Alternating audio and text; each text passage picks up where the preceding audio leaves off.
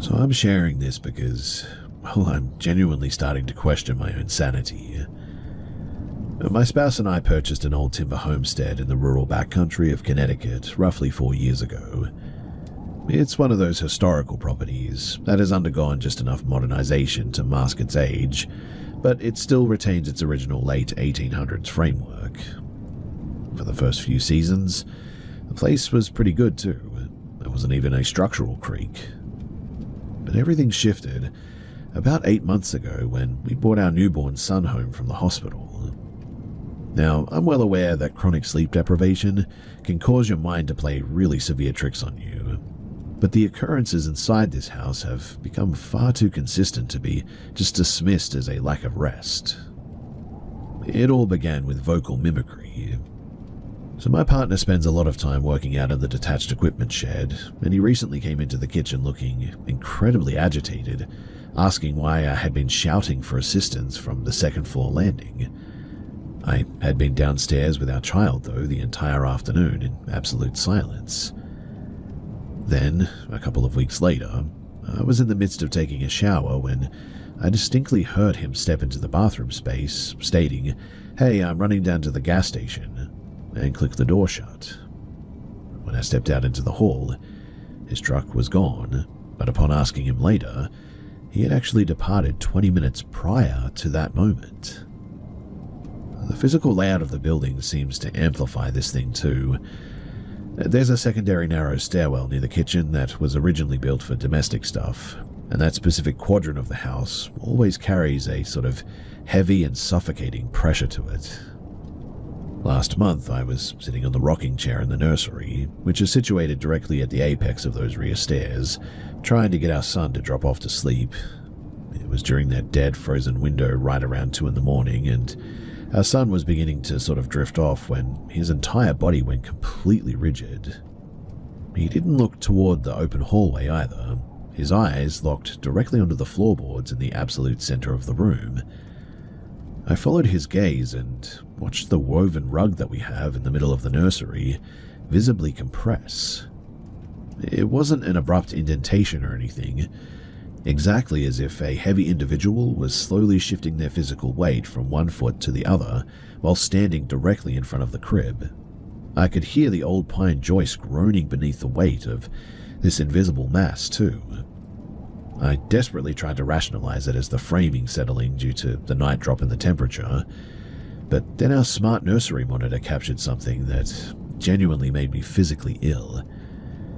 It's a high-end unit equipped with automated motion tracking lenses, and while I was downstairs preparing a bottle, my phone buzzed with an alert, "Unusual activity detected in nursery."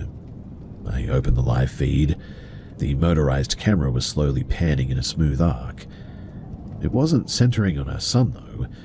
It was systematically tracking something invisible that was walking in a flawless but deliberate circle around the exact perimeter of the crib. The terrifying part wasn't just the mechanical movement of the lens, though. It was the audio feed.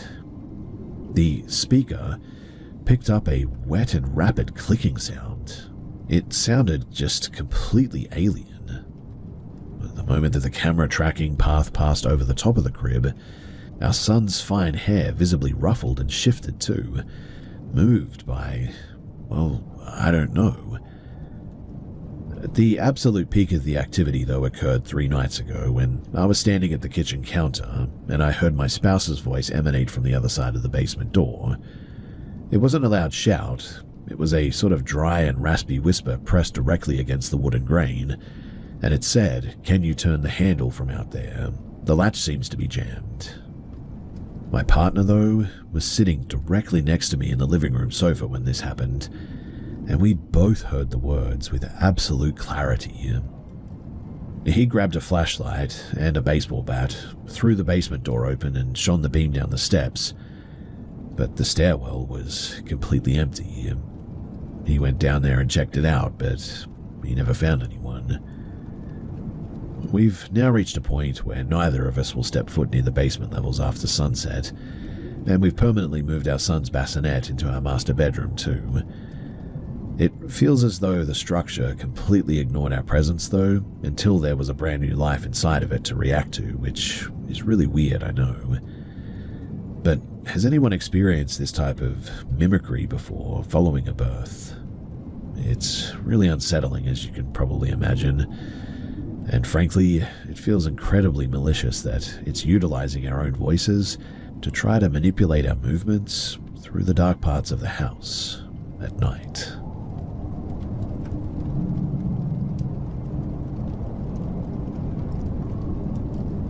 I've been living in university-affiliated student apartments in Sheffield for about 8 months now. It's one of those uninspired, late 1980s concrete blocks that constantly retains a damp chill and smells perpetually of heavy-duty industrial cleaner. Last weekend, my 2 flatmates travelled down to Bristol for a family anniversary, leaving me completely solo in our shared multi-bed unit for the very first time. I'm generally not the type to get nervous in an empty space, but there's a specific, heavy kind of quiet that drops over those institutional corridors on a late weekend night that really unsettles me. Anyway, I turned in around midnight, switched off my desk lamp, and was beginning to lose consciousness when the noise began. It was a slow, deliberate, mechanical grinding, it sounded like. Actually, it sounded exactly like somebody scraping a rusted iron file across something metal. My muscles went completely rigid, and my mind shifted into that hypervigilant state where your own pulse starts echoing in your ears. The friction was originating from the center of the floorboards, right near our shared metal storage lockers. I sat upright, chest tightening, and fumbled on the nightstand for my mobile to switch on the camera flash. The scraping didn't cease the instant that the light hit the space. I swept the beam directly across the steel locker panels, and this grinding persisted for roughly 4 seconds, I would say, while I was staring right at the metal. Then, with a sharp click, it stopped entirely. Feeling a little bit foolish, I stepped out onto the cold floor and conducted a bit of a systematic sweep. I checked beneath the vacant bed frames, opened the lockers, and inspected the gap behind the radiator unit. But the space, it was completely bare. I eventually managed to rationalize the noise as a localized water hammer or an air pocket trapped in the old heating infrastructure, and I climbed back beneath the blankets. I must have dropped into a light sleep too, because I remember snapping awake suddenly again, roughly 2 hours later. The mechanical friction, it had returned, but the volume was really muted now. But then, I began to distinguish between 2 distinct vocal tracks.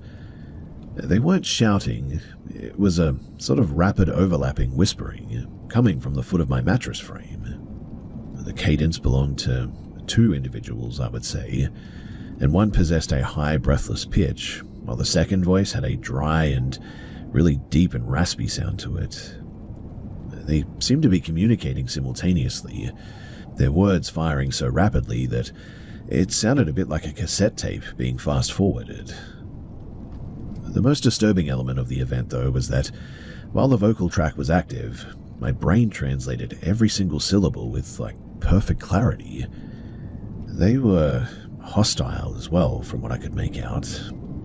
At first, they were discussing how congested the layout had become, and expressing intense resentment that our belongings were occupying their square footage. It didn't carry a typical cinematic presence or anything. It felt exactly like being cornered and berated by 2 highly aggressive, tangible individuals standing less than an arm's length from my feet. And then they began talking about getting rid of me. I remained completely motionless beneath the duvet, refusing to even shift my posture. Then, as instantaneously as it had begun, the vocal tracks just vanished. The ambient weight in the room immediately lifted, and it felt empty again. The next morning, I went to clear my breakfast dishes in the communal kitchenette at the end of the hall, and while cleaning the counter, I noticed a deep, fresh circular indentation in the heavy flooring right where the foot of my bed sat on the other side of the partition wall. Also, the backing material had been crushed down. In fact, it was so crushed that It split the synthetic surface, exposing the raw grey concrete subfloor beneath it. And I don't remember it being that way before then. My flatmates returned late Sunday afternoon, though, and the standard routine resumed. However, since that weekend, both of them have independently begun complaining of a persistent sound or hum that they keep hearing. They both claim that they can detect a faint frequency ringing in the corners of the room whenever the apartment falls silent. I personally haven't disclosed a single detail of what I experienced during their absence yet. I'm simply keeping my head down and just counting the weeks until the term concludes so that I can sign a lease on some other place.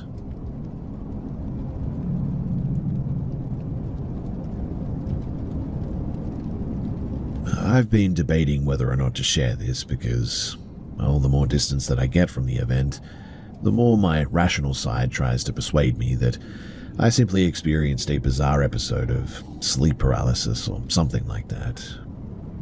But I just cannot rationalize my dog's physical reaction, and that is the specific detail that keeps me from putting it out of my mind.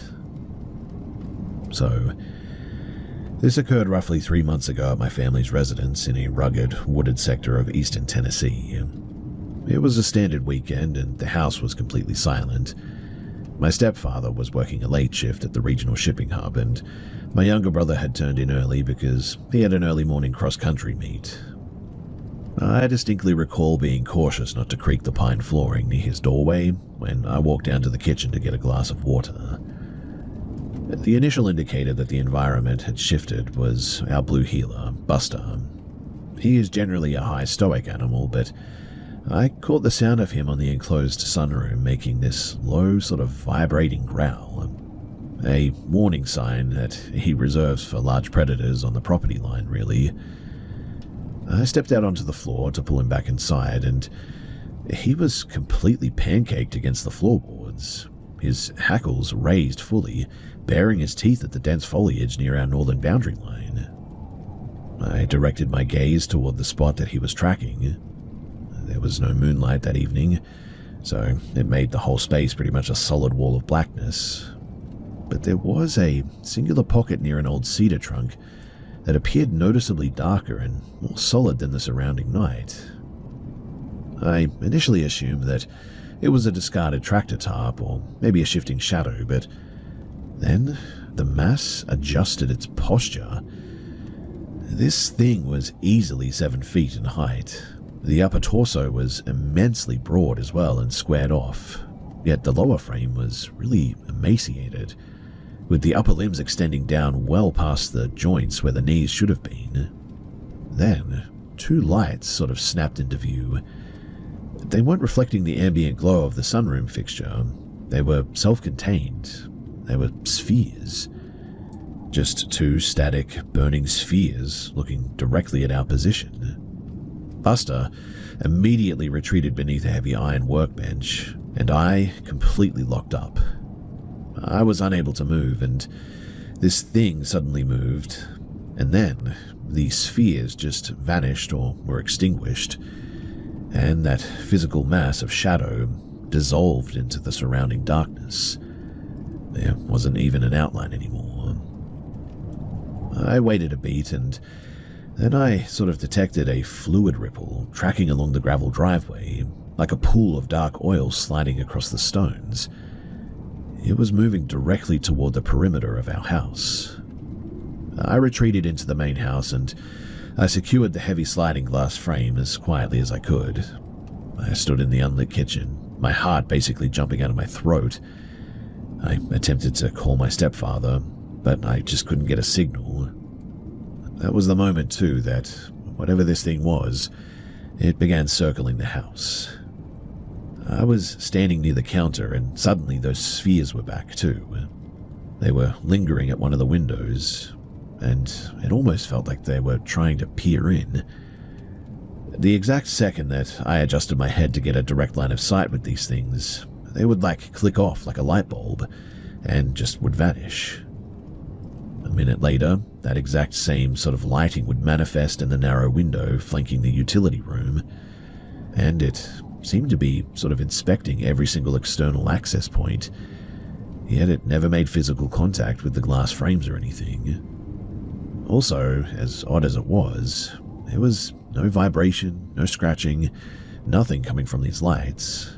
There was no sound at all. The most disturbing occurrence, though, that took place near the main hallway mirror. So I was walking down the corridor to verify that my brother's door was secure as well, and as I passed the mirror, I caught the reflection of the rear living room window behind me, and I saw those spheres clearly visible inside of that reflection, hovering static in the dead center of the pane. But when I spun around to confront the actual physical window, the glass was completely vacant. But I could still see them in the mirror. It was like they were visible in the reflection, but not if you looked directly at them. Whatever these things were, they maintained this precise sort of circuit for nearly 45 minutes too, appearing and disappearing at separate window frames, steadily shifting its orientation toward the driveway. The final moment that I saw them, that silhouette again, the dark one, was standing directly over my stepfather's empty parking space. The spheres, they flashed once, remained illuminated for roughly 5 seconds, and then everything just went completely dark. And after that, I didn't see or hear anything for the rest of the night. When I went out to inspect the driveway the following afternoon, I noticed something a little weird where the shape had been standing. There was a really sort of dark patch there, almost like when you look at an oil spill on a brand new driveway. It had that sort of coloration to it, and I know that it wasn't there before. When my stepfather finally drove onto the property at 3:15 a.m. the next night, well, everything had completely normalized. Buster was normal again. He came out from beneath the workbench, and the yard returned to its standard state. I felt completely absurd, attempting to explain the sequence of the events to him the following morning. And I'm completely aware that without some photos, or something at least, it simply sounds like an episode of just, well, sleep-induced tracking errors in the dark or something. But personally, I no longer think that this place is empty. I also cannot stop thinking about the fact that, whatever that thing was, it didn't walk like a human. It simply slid between the shadows and moved like it was levitating.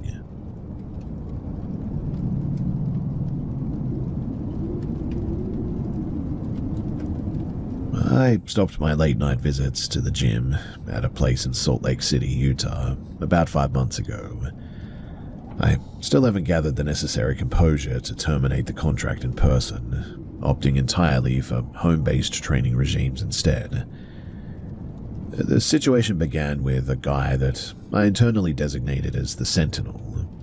He was consistently present when I checked in at around 11:30 p.m., a guy in his late 50s, constantly dressed in heavy steel-toed leather boots and a reflective safety vest over a stained canvas jacket. He never used any of the exercise machinery. He just occupied the central weight benches and monitored the main entrance, it seemed. He maintained an unsettling routine of wiping down a pair of vintage field binoculars with his sleeve while watching people utilize the cardio equipment. One evening, he blocked my path near the drinking station. Speaking in a dry, wheezing whisper, he asked if I could assist him in deciphering the small text on the reverse side of an electrolyte canister, claiming that he had left his glasses in his vehicle. As I bent over to read the label, his focus remained entirely off of the package. He leaned his torso forward, distinctively inhaled the scent of my neck, and then muttered, "You smell like blood." I immediately retreated, but before I could process the interaction, he produced an old analog instant print camera and took a shot of me directly in my face. He didn't request permission. He simply watched the physical print slowly colorize while maintaining a wide, rigid smile. I abandoned the remainder of my training routine at that point. I got my gear from the benches, and I left the changing rooms pretty much instantaneously. When I cleared the turnstile, though, he was positioned directly beside the glass exit doors, He remained completely mute, but he was holding the picture of me in front of me, almost tauntingly as I left.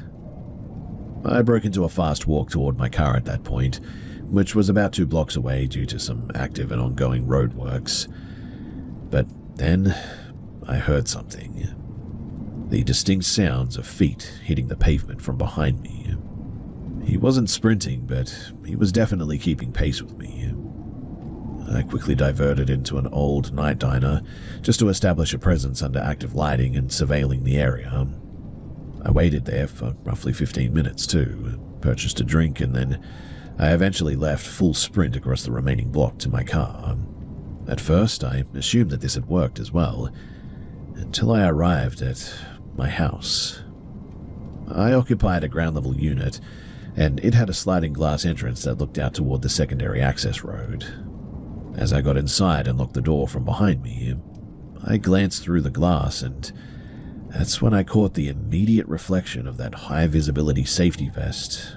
It was actually in the glare of the glass, but I know that I saw it. He was stationed, entirely motionless, on the walkway, and he seemed to be taking more photos. After taking those photos, though, he just stood up and he walked away. Every morning for the next week, I would always find something deposited on my exterior patio furniture. They weren't like standard tokens of harassment or anything. That would be too obvious. There were things like dried bugs or piles of leaves perfectly stacked. Things like this. There were dozens of them too, systematically put there in small squares. There was no accompanying messages or anything like that, just these things. I ultimately contacted the police, but because technically he had just been on the walkway and taking photos, there really wasn't much that they could do. They did say that they would increase some patrols around the area, but again, not much that they could do. Eventually, though, I packed my belongings and broke my lease to relocate to an apartment on the opposite side of the metro area, about 3 weeks later. But during my final morning there, clearing out of the old unit, I discovered one final thing beneath the rubber blades of my windscreen wipers. It was a single silicone earplug. Well, that's what I thought it was at first, but that's when I noticed that it was actually one of my headphones that I had misplaced inside of the gym a full month prior. A small piece of blue silicone, now trapped under the windscreen wiper. I took it out from under the windscreen wipers and, like I said, I moved, but I also quit the gym and I never went back there again.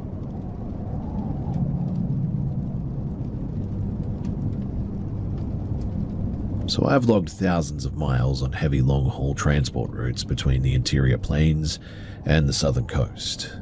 And I am well acquainted with that standard highway trance where the asphalt sort of simply dissolves into a continuous blur. However, the sequence of events that my partner and I encountered 2 winters ago was not an optical illusion. We're both highly practical people, technically minded individuals. She's an industrial logistics analyst, and I work as a commercial refrigeration mechanic. Our entire careers rely on fluid dynamics, pressure readouts, and objective logic. We were transporting our equipment in a pretty heavy-duty vehicle, a vehicle that consumes diesel at a pretty predictable and aggressive rate. We were heading toward an overnight layover. Right around 9:30, the navigation system diverted us off of the highway onto a series of unsealed state roads that weren't merely remote, they felt completely prehistoric. We had been ascending a steep ridge and navigating winding, unpaved terrain for nearly 90 minutes, I would say, and yet the fuel gauge remained fixed precisely at 65%. It didn't fluctuate even a millimeter. Even the onboard computer's digital range remaining calculation stayed completely frozen. It was exactly as if the vehicle was tracking across a map grid, but it was like we weren't losing any fuel or anything. Then, the homesteads began exhibiting, well, bizarre behavior. We noticed that every property that we had passed was totally devoid of any light. No security lanterns, no internal lights, nothing but cold iron and timber. my partner remarked with dry irony. Watch the next one light up like a football stadium. And sure enough, we rounded a sharp curve and encountered a small cottage with every single external fixture, including 3 floodlights and an overhead workshop bar, blazing intensely into the dark. Which was really weird because it almost felt like the environment or something was actively processing our conversation in real time, instantly generating whatever concept we specified. The oncoming traffic, though, was the absolute weirdest.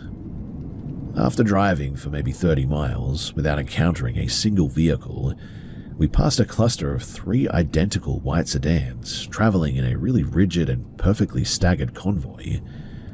It resembled almost like a stunt formation if you've ever seen one. And exactly 15 minutes later, we passed the identical 3 white sedans again, traveling in the exact same direction. They maintained the same distance apart, the same faded paint trim, and the same missing hubcaps on the rear wheels.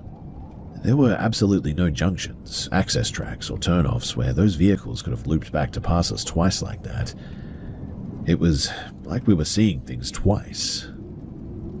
The lack of life, though, was suffocating in this place too. I track game regularly, so my eyes are always scanning the shoulders for livestock or things of this nature. And for nearly 60 miles, there wasn't even as much as a single moth hitting the windscreen. No livestock, no chickens, no birds, nothing. The only thing out there that we encountered was a coyote standing motionless in a drainage ditch. Weirdly too, it didn't startle or flinch when our large engine rumbled past. It just stood there, rigid, staring straight ahead with tiny dull eyes that completely failed to reflect our high beams. And I know that this is going to sound a little bit weird, but it almost looked like a low-resolution physical model that just hadn't finished forming. That's really the best way that I can describe it.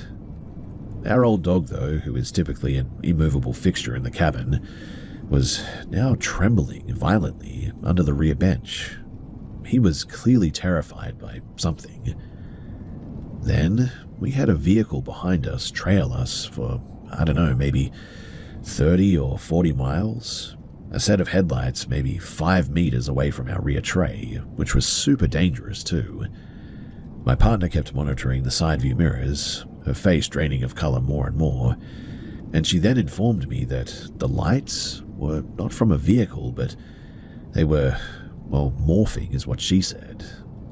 1 second they were wide, rectangular lenses of a vintage commercial flatbed, and the next they were like 2 rounded spheres moving exactly in the same way. The physical shapes would also flicker and alter their configuration at times.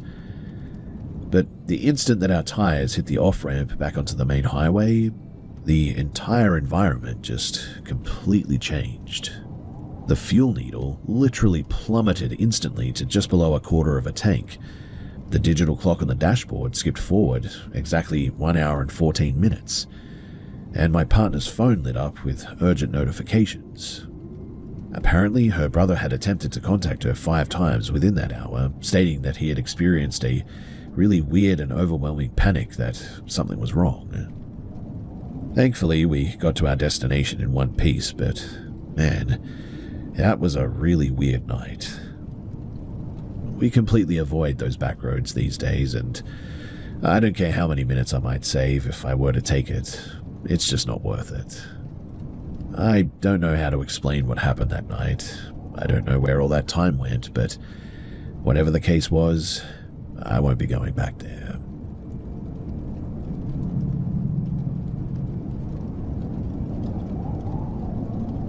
So I was awake well past midnight at the dining table, organizing a complex set of inventory spreadsheets to decompress after a shift and just get some work done. The place was completely silent, except for our chest freezer.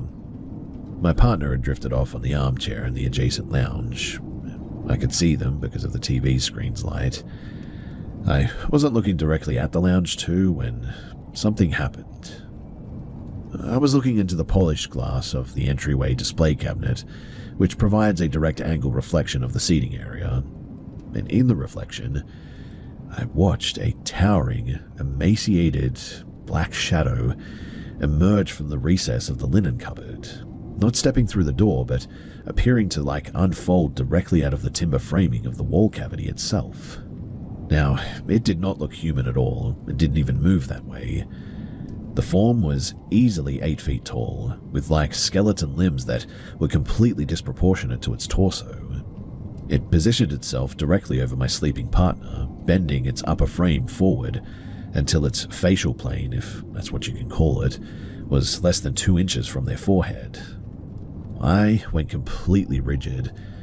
I was entirely alert and hyper-focused on this thing too. This thing then pivoted its upper torso toward the dining room, immediately noticing me. It didn't have any eyes, and there were just these 2 deep, non-reflective, matte black cavities where I should have been. I then heard in my head, "This one is marked." Then a raw, protective panic overrode my paralysis, or whatever it was. I stood up from the table, strode directly to the threshold of the lounge room, and shouted, "No, they aren't. Get out of here." I reached into my pocket and pulled out my pocket knife and started thrusting it forward to try to assert myself. The reaction was immediate too. This thing just suddenly compressed into a ball of shadow and literally dropped straight through the floorboards. Our old terrier, who typically flees from loud noises, lunged into the center of the room. And then suddenly, this ball of shadow came back through the floor, came straight towards him in a beeline, and went straight through the dog. Our terrier let out a sharp yelp when that happened, and seemed to be physically thrown backward by it, his head twisting to the side. He scrambled up immediately, his eyes trying to track this thing. I grabbed a heavy iron fire poker nearby, the nearest solid object within reach, and I began swinging this metal thing through the empty space and screamed for this thing to leave. A fraction of a second later, this weird concussive sound reverberated through the framework of the entire house. The heavy steel door of our upright pantry buckled inward a little bit, and the metal shelving brackets inside literally sheared off the walls, sending everything in it crashing down and just breaking everywhere. Both of our dogs were now tracking the ceiling as well, their heckles raised and growling the entire time. After a moment of watching them do that, everything went quiet.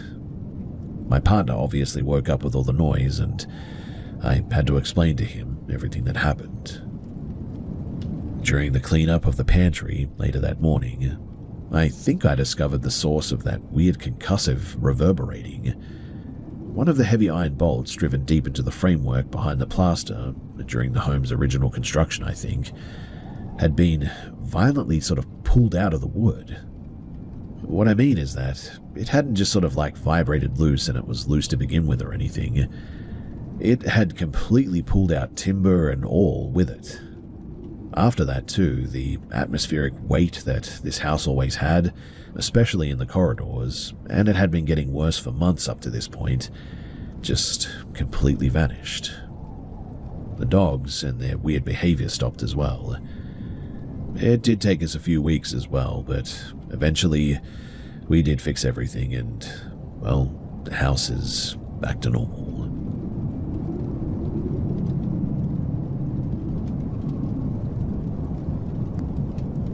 I've always joked that our dog Barnaby was kind of a total idiot. He's a massive 90-pound Newfoundland mix with a big white patch on his chest and one random tan spot on his back leg. Usually he's just a complete klutz too, always misjudging distances, literally tripping over his own paws and whimpering if there's a slight draft in the room. Last Friday night, I was down in my basement workshop tinkering with an old generator. A heavy winter rain was hammering against the high windows, and the whole basement felt really damp and cold. I adjusted my work light, and that's when I noticed Barnaby sitting perfectly upright on the top of a 6-foot-tall steel storage cage in the back corner. Now, Barnaby is terrified of that basement. He won't even look down the concrete stairs, let alone come down them. But there he was, perched completely still on a wire mesh roof that should have buckled under his weight, staring right down at my workbench. I wasn't just startled. I felt this deep physical wave of just pure revulsion. The hair on my arm stood dead straight, too. Hey boy, I muttered, my voice sounding thin and really echoing weirdly against the brick at this point. How did you get up there? He didn't whine. He didn't blink. He just tracked my hands while I worked. I reached out to grab a socket wrench at one point, and his whole head sort of swiveled to follow my hand with this terrifyingly smooth robotic precision. That's when I noticed that it didn't look like a dog watching something. It felt like something else. I reached into the bin where we keep the dried liver treats that he usually goes crazy for, and tossed a handful at the base of the cage.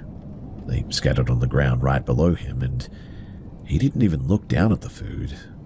He just kept those wide, unblinking eyes locked dead on my face. I decided then that I was done for the night. I started cleaning the bench up, but the second that I stepped toward those stairs, this thing made a sound. Now, it wasn't a growl or a bark.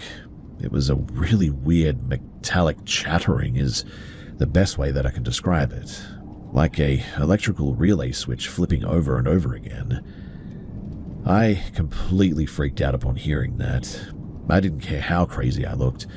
I grabbed a heavy steel pry bar from the rack, held it up, and shouted at him to get down. Now, any normal dog would have bolted or cowered or something, but this thing just stood up slowly. It stretched its front legs out to climb down, and for a split second, its leg joints looked like they were bending completely backward. It dropped to the floor, making a dull, wet, and heavy thud against the concrete slab. It didn't run, it just walked, with this deliberate, stiff, and unnatural pace, straight into the dark corner of the crawlspace drainage pit. I didn't follow it. I lunged up the concrete stairs, slammed the heavy wooden door shut, threw the deadbolt, and wedged a thick metal pipe under the handle. My hands were shaking so badly that I could barely hold my keys. And then, less than 10 seconds later, I heard a familiar, lazy tail wag from the living room. Barnaby was curled up tight in his dog bed, right by the heater, where he normally is, looking groggy and annoyed that I'd made so much noise. He had clearly been asleep there for some time. The next morning, I went back down to check the workshop. The liver treats were still sitting on the floor untouched, but right where that thing had been sitting on the top of the steel cage, the metal mesh seemed to have snapped. The heavy wire hadn't just bent as well. It looked like it had been cut by a laser cutter or something. Well, I've been down there back in the workshop a few times, but never after 5 p.m. since then. I'm starting to think that whatever is down there, well, it can have that space at night, and I'll just keep that door locked, with that steel pipe reinforcing it, for good measure.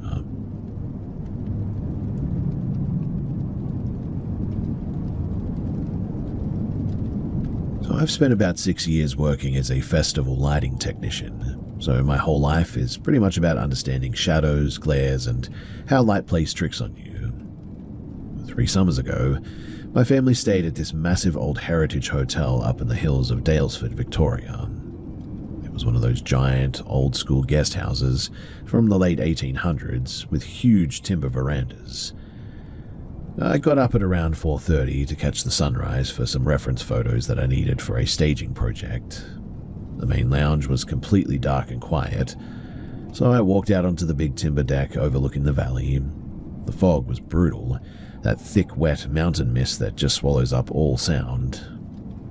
I was setting up my tripod when I noticed a guy standing by the railing about 20 meters away.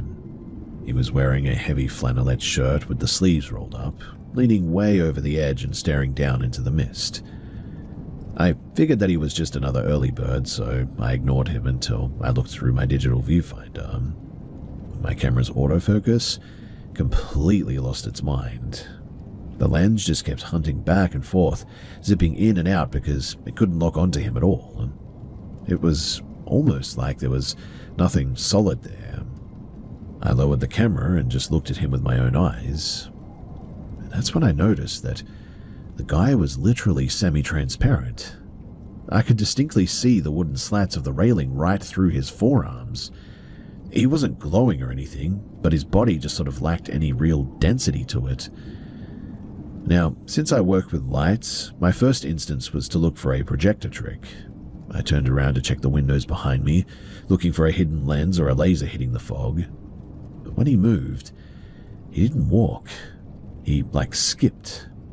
1 second he was leaning on the rail, and the next there was a flicker, and he was standing perfectly upright 5 feet to the left. Then he turned his head. He didn't have a face. It was just a smooth, blurry smudge where his features should have been. It looked a lot like a censored face that you see online from time to time. He started to lift his left arm, and the exact millisecond that he did, a sharp line of white light sliced right down through him, and then he was just gone. The mist didn't swirl, nothing had moved, just this light beam, and then he literally just blinked out of existence. While looking around the deck for a rational explanation, I noticed an old timber latch leading to a crawl space right below his spot, and it was slightly jarred open. I pried it up and shone my light down. Crouched in the dirt was a filthy, heavy-set guy in a zipped-up hoodie, holding a massive pair of rusted bolt cutters.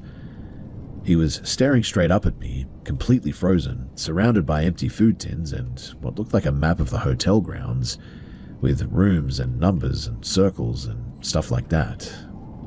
I slammed the hatch down, locked it from the outside, and bolted. I went straight to the front desk and told them about the guy in the crawl space. I didn't mention the other guy that was like a ghost or whatever, but anyway, they eventually got this guy, well, the police did after they called them, and apparently he'd been living down there for quite some time by this point. I don't know the whole story, but I was sort of let in on a small detail that, well, apparently this guy was pretty bad news. I don't know exactly what that means, but the front desk and the police were both very thankful that I had spoken up and done something about it.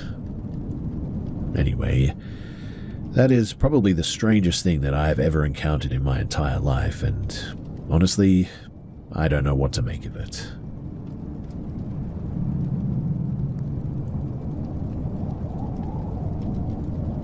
I've always been the kind of person who prefers the logic of a spreadsheet over anything vague. But there's one weird thing from my childhood in rural Delaware that I just cannot explain away. So when I was about 6, we lived in this rental house where my bedroom layout was just completely off. My bed faced a built-in wardrobe with a door that wouldn't stay shut no matter how much you tried. And every single night, this figure would pop right up in the gap of the door. It looked like a woman with the skin color of like raw dough and hair so long that it literally pooled on the floorboards. She'd stand completely still, gripping the edge of the doorframe. But the part that totally froze me was her eye. She only had one, this tiny piercing white dot of light that glowed even when the room was pitch black.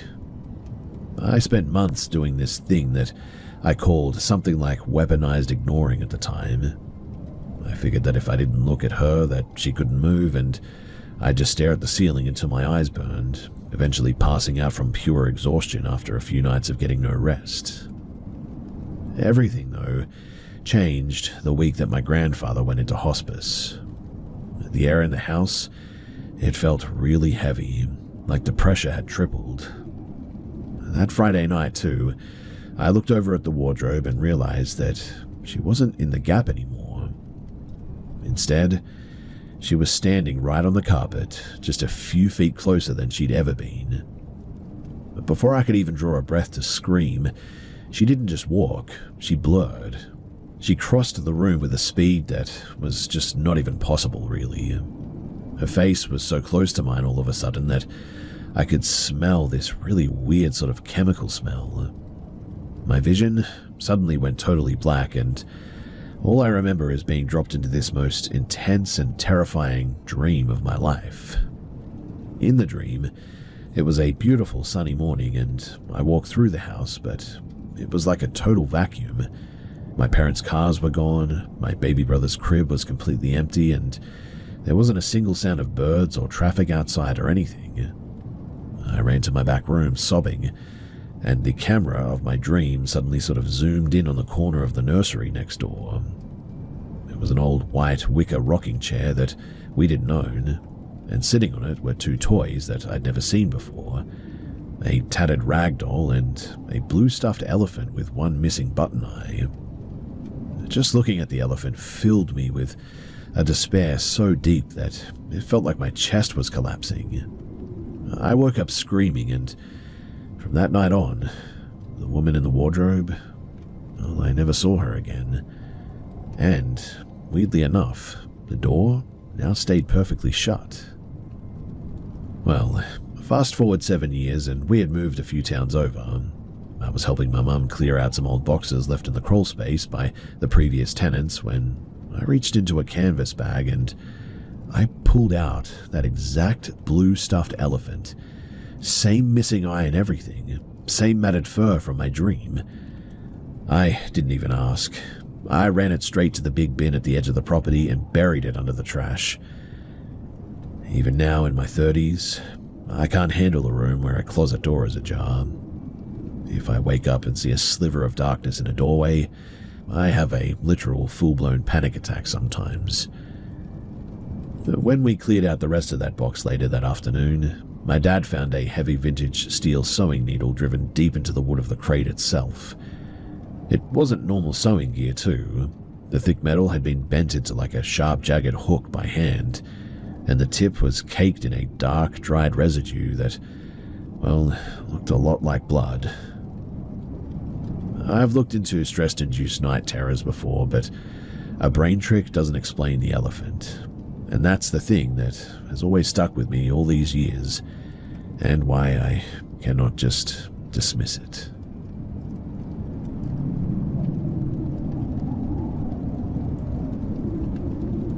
So I spent 4 years working the graveyard shift as a mobile security guard out in rural North Dakota. The facility that I was at was this massive mid-19th century brick asylum that the county had gutted and turned into climate-controlled vaults to store old pioneer-era ledgers and land deeds, I think, or something. Anyway, it looked pretty cool during the day, but by 2 o'clock at night, those long hallways felt incredibly heavy and were dead quiet. Now, I'm a pretty practical, routine-driven guy. I usually spent my rounds listening to sports radio and checking the locks on the fire doors, but there was one specific window on the top floor of the West Wing that I hated looking at whenever I crossed the main courtyard. One freezing night in January, too, I was walking across the icy asphalt to my truck to grab a spare flashlight battery. I accidentally glanced up at the dark windows of the upper records room, and even though the indoor lights were turned way down to emergency mode, I could see something pressed flat against the glass. At first, my brain thought that it was a big, antique white serving platter someone left on the sill, but as my eyes adjusted, I realized that it was a face. It was perfectly round, completely flat, and had the dull chalk look of unpolished bone. It had a nose and a mouth, and 2 eyes that I could see, but the absolute worst part of it was the body attached to it. It didn't have a torso or arms. The round head was hooked up to a thick segmented stalk, looking exactly like the pale fleshly underside of a massive millipede. The whole thing just stretched backward into the pitch-black room behind it, and it had to have been at least 10 feet long, slowly coiling and bunching itself up against the wooden window frame. It didn't move like a normal animal too. It sort of ripped with this slow rhythmic twitch. The best way to describe it is like a deep-sea creature moving in a current.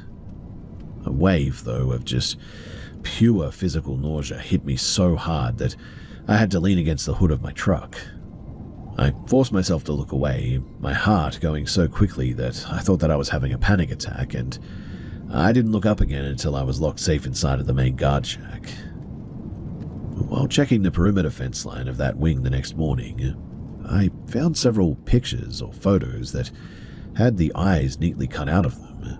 and I know that they weren't there the day before this. Later at the shift handover, the older guard that I was relieving, a guy named Vance, who had been on this contract for some time now, noticed that I looked completely ghost white. And before I could even log out of the computer, he leaned back, tapped his coffee thermo, and mumbled, "You saw the dinner plate up in the West Wing, didn't you? Don't look at it. It just sits up there, man." I hadn't said a single word about my round. I hadn't even hinted that I looked up at the top floor. But he knew exactly what it was. That flat circular face on that thick millipede body. He told me that the thing didn't have bones, apparently. It just sometimes is there when people walk past and they see it. Apparently it's never done anything to anyone, but it certainly freaks a lot of people out. Anyway, a week later, I had to do one final check of that room before quitting, and right along the inside wooden sill of that specific window, I noticed that the old trim there, well, something had been eating away at it. The bare wood was coated as well in this thick, sticky, slime that smelled incredibly strong, like a mix of ammonia and wet concrete almost. It was horrible and not normal, that much was clear. Anyway, I handed in my notice the next morning, and I still live in this area, and I still like old historical buildings, but I keep my eyes on the ground these days and try to stay away from places like that. And I know that people might have some questions about this thing, but really, I've given you everything and all the information that I have.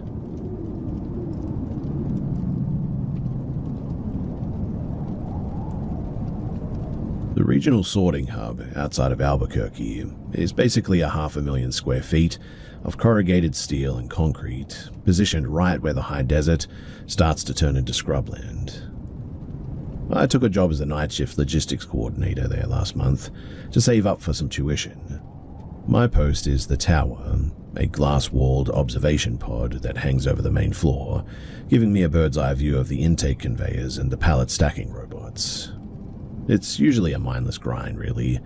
The automated systems hum at a constant dull frequency, and the only real excitement is when a scanner misreads a shipping label and kicks a package off of the line. So, at 3:15 a.m. last Tuesday, the facility-wide power grid dipped. It didn't black out entirely. The entire light array just sort of shifted from standard white to a deep monochromatic amber. The heavy automated conveyor line, which usually moves at a steady, synchronized pace, came to a dead stop. I checked my monitors. Every sensor on the floor was reporting null, which should be impossible, unless the entire back-end server had been wiped. I grabbed my radio, called out to the 2-floor technicians, and got nothing but dead air. No static, just a flat, pressurized silence. I walked down the metal stairs from the towers to the main floor. The temperature had plummeted at this point, turning the air so thin and frigid that it felt like breathing through a wet woolen mask.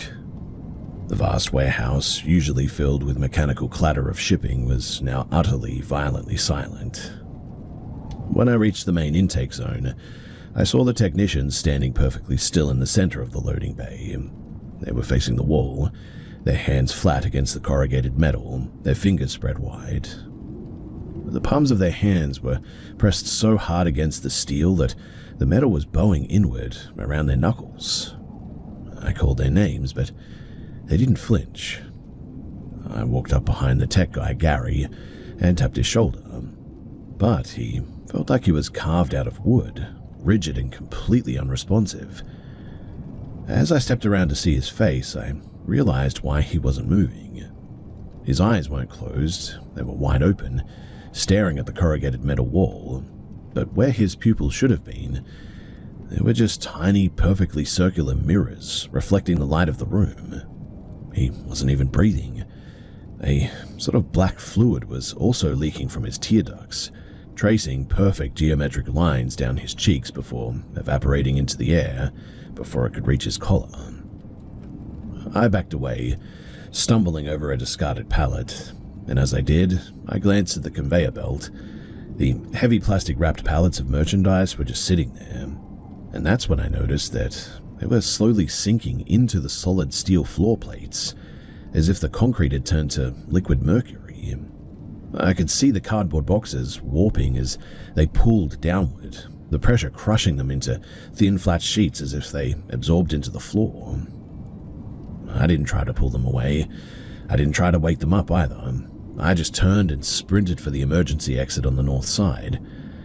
The heavy steel door was still locked from the outside, which was actually a violation of every safety code that we had, but I didn't reach for my keys. I just shoved my shoulder into the frame and the metal gave way like warm wax, tearing off the hinges without a sound. I ran to my truck, scrambled to get the engine turning, and didn't look back at the warehouse until I was 5 miles down the highway. My hands were shaking so hard that I could barely grip the steering wheel. When I finally stopped at a 24-hour station in Santa Fe to get a coffee, I checked my work phone. The app for the security camera was still live. I clicked on the feed for the loading bay and the cameras were working. But the footage was inverted. The floor was now the ceiling and the 2 technicians were standing on the surface of the warehouse roof, staring down at the empty concrete floor. Their bodies were twisted at weird angles, limbs overlapping in impossible loops, their spines bent into like concave arcs. I knew at the time that was probably because there was something wrong with the cameras, but still, really there shouldn't be anything wrong with them, and so I don't know what to make of that. Anyway, eventually I went back, and when I got there, it was as if nothing had happened.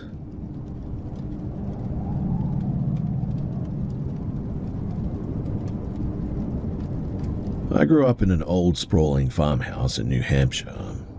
Looking back on it now, the unwritten protocols that we lived by inside of those walls, it felt less like domestic routines and more like the frantic logic of a severe delirium. My parents purchased the property in the early autumn of 1998, and from the very first afternoon, a small faded oil painting of an empty canal hanging from a rusted iron peg in the pantry always freaked them out. During the final walkthrough, the previous tenant, a deeply eccentric elderly widow, warned my father with absolute gravity that if that specific frame were ever unhooked, the equilibrium of the structure would permanently fail, is what she said apparently. My father was a completely pragmatic, level-headed contractor, yet he guarded that cheap landscape with an unsettling intensity. For over a decade, it was never touched. When I was roughly 4 years old, I began having frantic repetitive arguments with my mother because I wanted to go down into the stone root cellar to help the other boy clear the wood. I would insist to her that his guardian was forcing him to stack old cedar crates in the dark and that he was strictly forbidden from speaking aloud to me. My mother, desperately attempting to suppress my terror, consistently dismissed it as a hyperactive imagination. But she immediately installed a heavy brass deadbolt on the cellar door and turned the key every single night. The subterranean level of that house was an absolute maze of damp foundations too.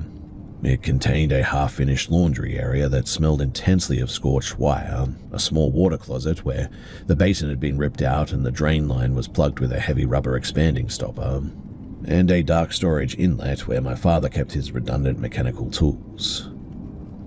My siblings and I used to navigate that space a lot, but we maintained a rigid sort of unspoken contract, I guess you could call it. No one ever remained in the laundry area if the light bulb in the tool area went out.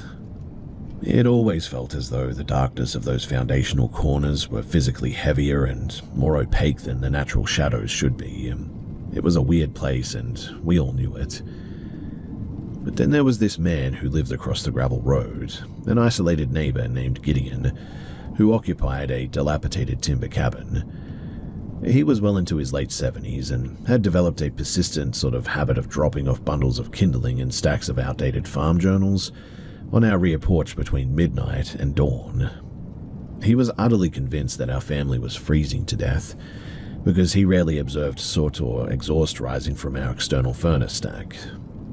My father, he was forced to manually haul the wood back across the road every weekend too, an action that resulted in Gideon standing silently at the edge of the clearing, tracking our movements through heavy field binoculars while we played in the grass. The most severe incident involved Gideon occurred during a humid afternoon when I was about 5, I think.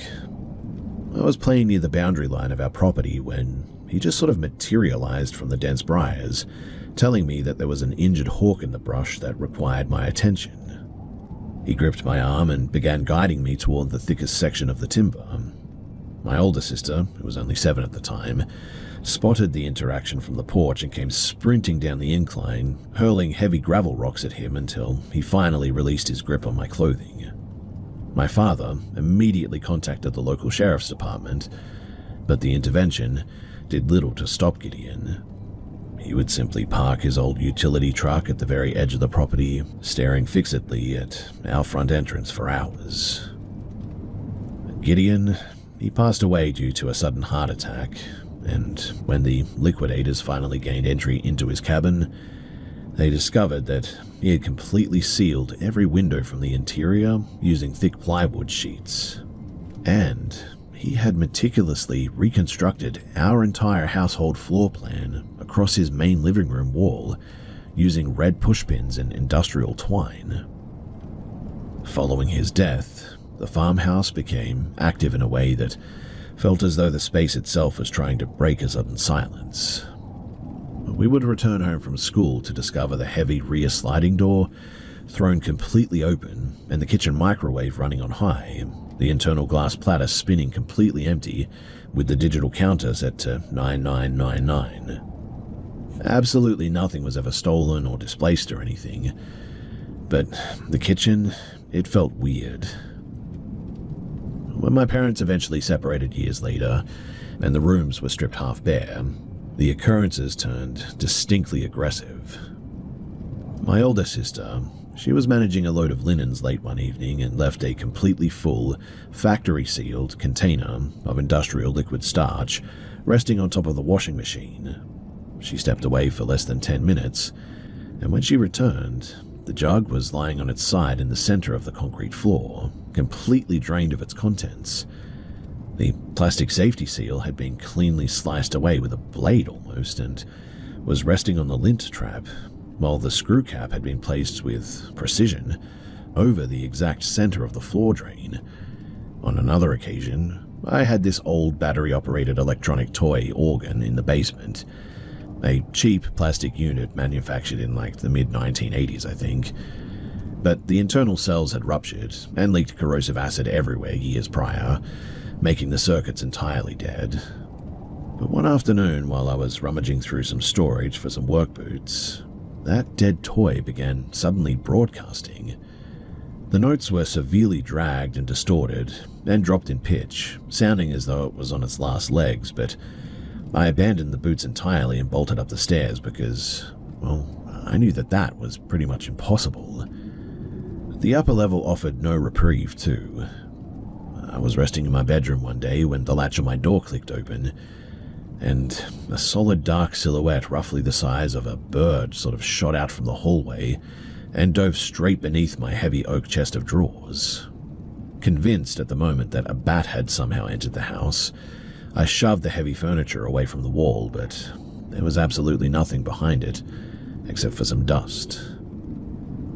Even my mother, who steadfastly refused to acknowledge any anomalous behavior in the house, completely broke her silence while preparing the property for an open house showing. She distinctly heard her sister's voice, extremely clear, sharp, and high-pitched, calling her name from the master suite.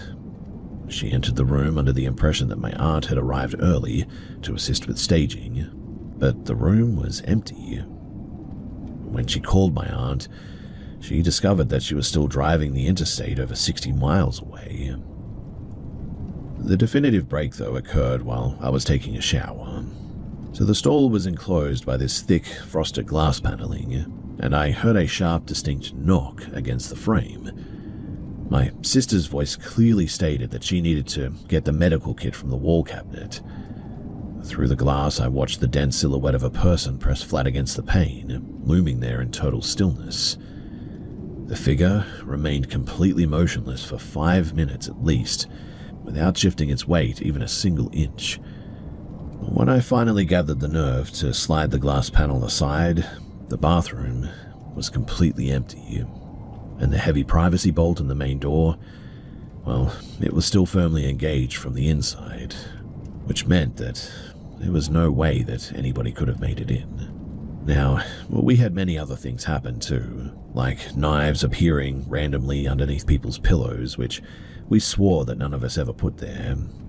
On one occasion, the house almost burnt down because the stove was on that, again, we all swore that we hadn't turned it on. We officially transferred the deeds to the property the following week after that shower incident, though.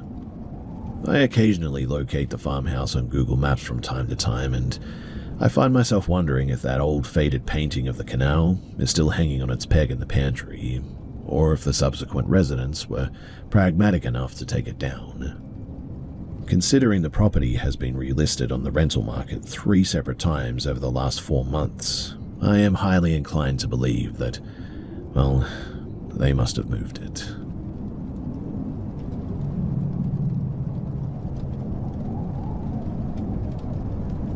I've stayed away from the old shipping yards in Erie, Pennsylvania for about 4 months now.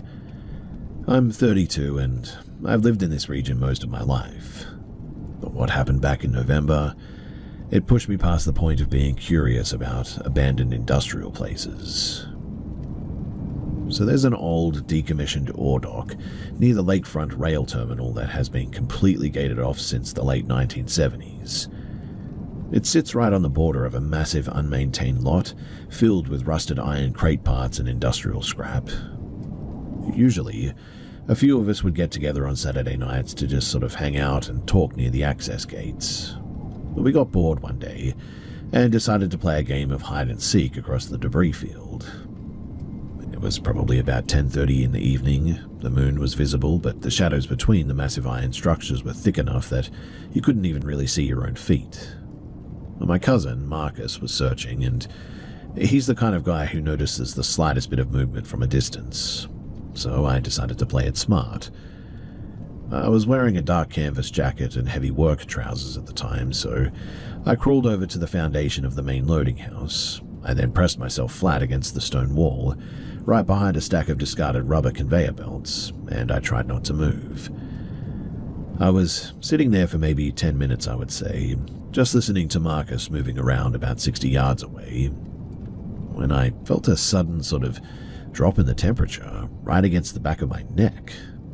I looked over my shoulder a couple of times because it was so weird, but it was just the same dark stone and the empty shadows. When Marcus started heading toward the far side of the enclosure, I saw my chance to bolt for the designated safe zone and win the round. So I stood up to run, but for some reason I did one last look back at the precise spot where I'd been crouching, and I swear to you that something was standing exactly where I had just been. Whatever it wasn't a human. It was this pale, spindly shape, easily 7 feet tall, but it was hunched over aggressively as if its torso was too long for its legs. It didn't seem to have a face in the normal sense. It sort of looked like a smooth porcelain mask with a horizontal slit where the mouth should have been. And then there were these 2 milky reflective orbs set deep into that opening. It was just staring fixedly at the exact spot where my head had been seconds before as well. I didn't even yell. I sort of tripped backward over the conveyor belts and scrambled away. Marcus, he heard the impact and came jogging over, probably ready to laugh about me being clumsy, but he stopped about 15 feet away from me. He wasn't looking at this entity behind me. He was staring at the thick tree line near the marshy edge of the property. I scrambled to my feet and asked him what he was looking at, and his voice was completely flat, devoid of any inflection. He just pointed a finger and said, "What is that thing's neck doing?" I looked over, and behind one of the thick willow trees at the edge of the lot, there was a second silhouette. This one was entirely pitch black though, but it possessed that same sort of distorted, elongated proportions. It was peering out from behind the trunk, and I know that this is going to sound weird, but Its head was rotating in a sort of continuous 360-degree circle over and over again, while its eyes, just two glowing static pinpricks, stayed completely fixed on Marcus. Well, we didn't stick around to see what these things were. We cleared the chain link perimeter fence in record time, and we didn't stop running until we reached some stores. When we finally looked back after we got to safety, well, we didn't see the creatures anymore, and so I don't think that they followed us. We told the rest of our friends, but they just joked about us seeing trespassers or letting the dark get to us. Marcus and I don't really care, though. We both saw the way that those things moved, and it completely defied human anatomy. I still have the deep scuffs on my boots from scrambling over the scrap that night too, but I know one thing. I won't be going back to that terminal to get a closer look at anything. In fact, I've even started taking the long highway route home just so that I don't have to drive past those iron structures after dark.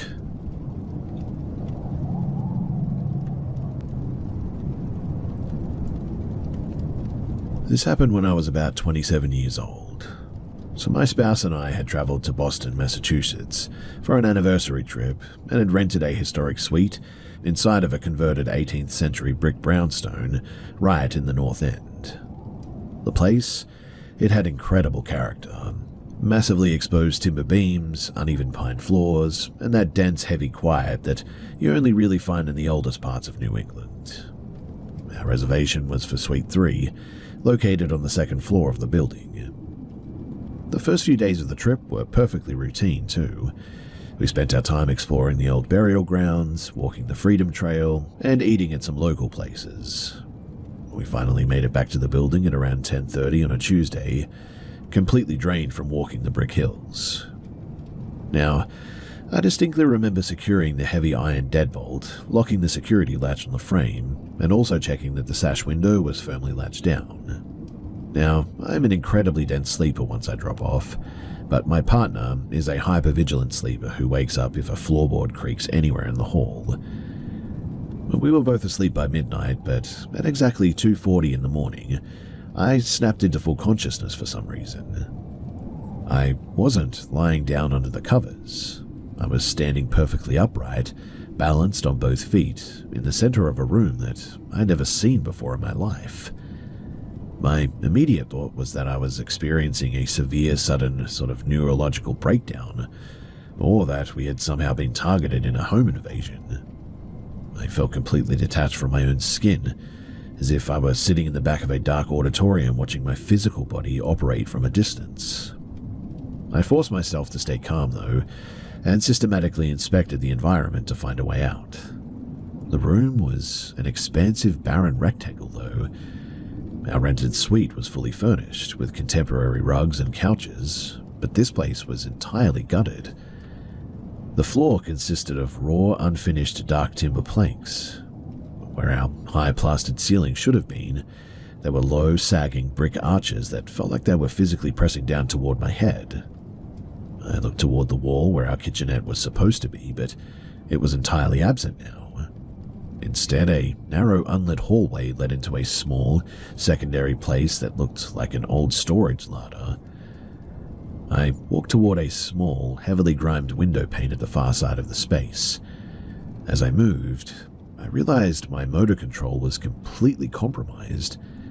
It felt exactly like a severe communication delay. I would mentally command my neck to turn, and my anatomy would execute the movement, but it was always a fraction of a second later. I looked through the dirty glass and could see the distinct silhouette of the Old North Church spire. I recognized the metropolitan skyline immediately, but the altitude was completely incorrect. I was looking down at the surrounding roofs of a height far greater than the second floor. I turned back toward the center of the bare floor and noticed a set of double wooden doors. In my state of total foggy disorientation, I managed to convince myself that my partner was right on the other side of the wood, and that opening them would place me back inside the suite. I pushed the panels forward, and the hinges operated in absolute silence. It was a small, windowless bedroom chamber. A single rusted iron cot was shoved against the far brickwork, and resting on top of it was a man. Heavily built, completely bald, easily in his late 60s. He was laying flat on his back on the top of the bare mattress, fully clothed in dark trousers and a stained grey undershirt. He looked as though he had simply dropped backward into a deep sleep as well, and before I could take a step backward to retreat, his entire torso flexed upward at a sharp 90-degree angle. He didn't lift his hands or use his arms to leverage his weight. It was a single smooth mechanical pivot. He sat perfectly upright too, staring blindly into the darkness with completely vacant and expressionless eyes. I immediately began to stammer, terrified that he was about to lunge at me. I started to apologize frantically, telling him that I was completely lost and that I was trying to locate Suite 3. The man didn't exhibit a single trace of anger or surprise, though. He simply stared directly through my chest and spoke in a voice that sounded like heavy stones grinding together in a mixer. "This is Suite 8, he said. That was the entirety of the interaction. He didn't ask how I bypassed the perimeter, and he made no move to alert anyone. The instant that the last syllable left his mouth, though, I felt a violent physical shove against my shoulder blades from behind, despite the fact that the space behind me was completely empty. The very next second, I was standing on the exterior side of a heavy closed door, out in the building's main central stone stairwell. There was no audio of a bolt sliding or footsteps moving away on the other side of the wood, just dead, stagnant quiet. I looked out of the small window in the stairwell landing and realized that I was standing on the absolute top floor of the building. I turned and bolted down the steps, nearly losing my footing on the stone. I reached the door of Suite 3 and physically traced the brass number on the wood with my hand to ensure that my senses weren't actually failing me. And that's when I began hammering on the door with my fists, yelling for my partner to unlock it. When the lock finally turned and I was let inside, my partner was visibly shaking, holding a heavy iron fireplace shovel. They explained that they had awoken suddenly to find my side of the bed completely empty, while the main entrance door remained fully deadbolted, and the security latch was still fixed in place too. They were entirely convinced that someone had somehow entered the room and extracted me through that window, even though our suite was stories above the pavement. As I sat down on the mattress, I realized that my entire body was completely drenched. My t-shirt, my underwear, and the linen sheets where I'd even been sleeping prior to the incident were completely saturated in just sweat. In fact, it almost felt like I had just crawled out of a pool. Neither of us slept for the remainder of the night. I spent the hours until dawn quietly reciting every old prayer that I could remember from my youth, just trying to keep the bedroom walls from feeling like they were actively closing in on us. The following morning, we didn't even discuss what had happened. We simply left the apartment and took a long, silent walk through the Boston Common to clear our minds. We passed a small shop near the burial ground, and we purchased a small chunk of black tourmaline. The person behind the counter, they mentioned that it was traditionally used for stabilization and personal protection. We brought it back to the suite and slid it directly beneath the frame of the bed. We also began leaving small tokens on the brick mantelpiece, a small pour of bourbon and some local pastries. It felt completely irrational, but we desperately wanted whatever force was present in that building to recognize that we meant no disrespect to the space. We were desperate. Surprisingly enough, though, the adjustment actually seemed to alter the environment a bit. The distinct atmosphere in the suite shifted from a feeling of active hostility to something more akin to just quiet observation, I guess. On our final morning at the property, I was walking across the floor to grab a mug from the cupboard, and as I passed the low kitchen cabinetry, I felt a distinct soft impact against my shin. I looked down and saw that the drawer containing the silverware had slid smoothly open, just far enough to gently catch my leg as I stepped past it. Nobody else was within arm's reach of the counter. It wasn't a violent or aggressive movement, but it felt like a deliberate nudge for sure. I actually spoke out aloud to the empty room, feeling completely crazy, but saying thanks, and for the first time in like 3 days, the temperatures in the kitchen didn't feel freezing all of a sudden. Now, before we officially checked out and departed, my curiosity completely overrode my caution at one point, so I walked back up the central stairwell to the top floor to locate Suite 8. When I found the entrance, the door frame was completely sealed off with thick construction plastic and bore a prominent federal asbestos warning sign. I managed to peer through a small clearance gap in the plastic sheeting, and the interior was a total structural gut job. There were no finished floorboards, no interior walls, no furniture, and no iron cot, too. It was nothing but bare historic brickwork and mounds of old plaster debris. The digital electric lock on the doorframe, well, it didn't even seem to be connected to the power source anymore. I still have absolutely no rational explanation for how my physical body ended up inside of a secured, unpowered construction zone 2 full stories above our room, while our entire suite door remained deadbolted and latched from the inside. We are actually planning a return trip to Boston this coming winter, and my partner wants to reserve a space in the exact same location. Personally, I'm a bit torn by this. Part of me genuinely wants to see and is very curious about what was happening there. But the other part of me, well, it's completely terrified of waking up in the dark and hearing that flat, grinding voice tell me that I'm in the wrong room again.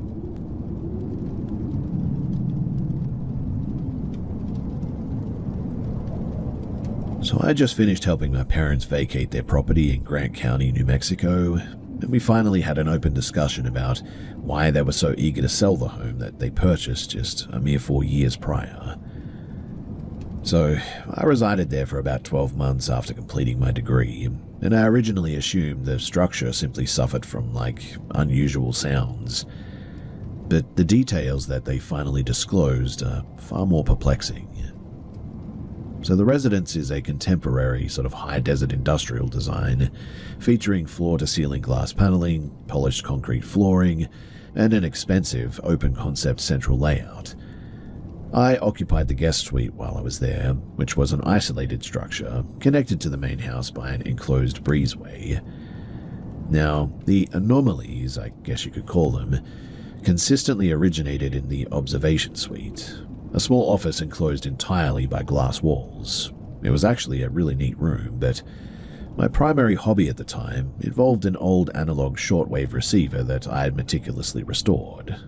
It featured heavy brass turning dials and a backlit amber frequency display as well. I frequently stayed up past midnight attempting to intercept long-range signals from Central America. And one evening at around 1:30 in the morning, the ambient atmosphere in the office became unnaturally weird. It's a bit difficult to describe, but it was like the sensation where the desert breeze sort of completely dies off, leaving the air feeling sort of stagnant and weird.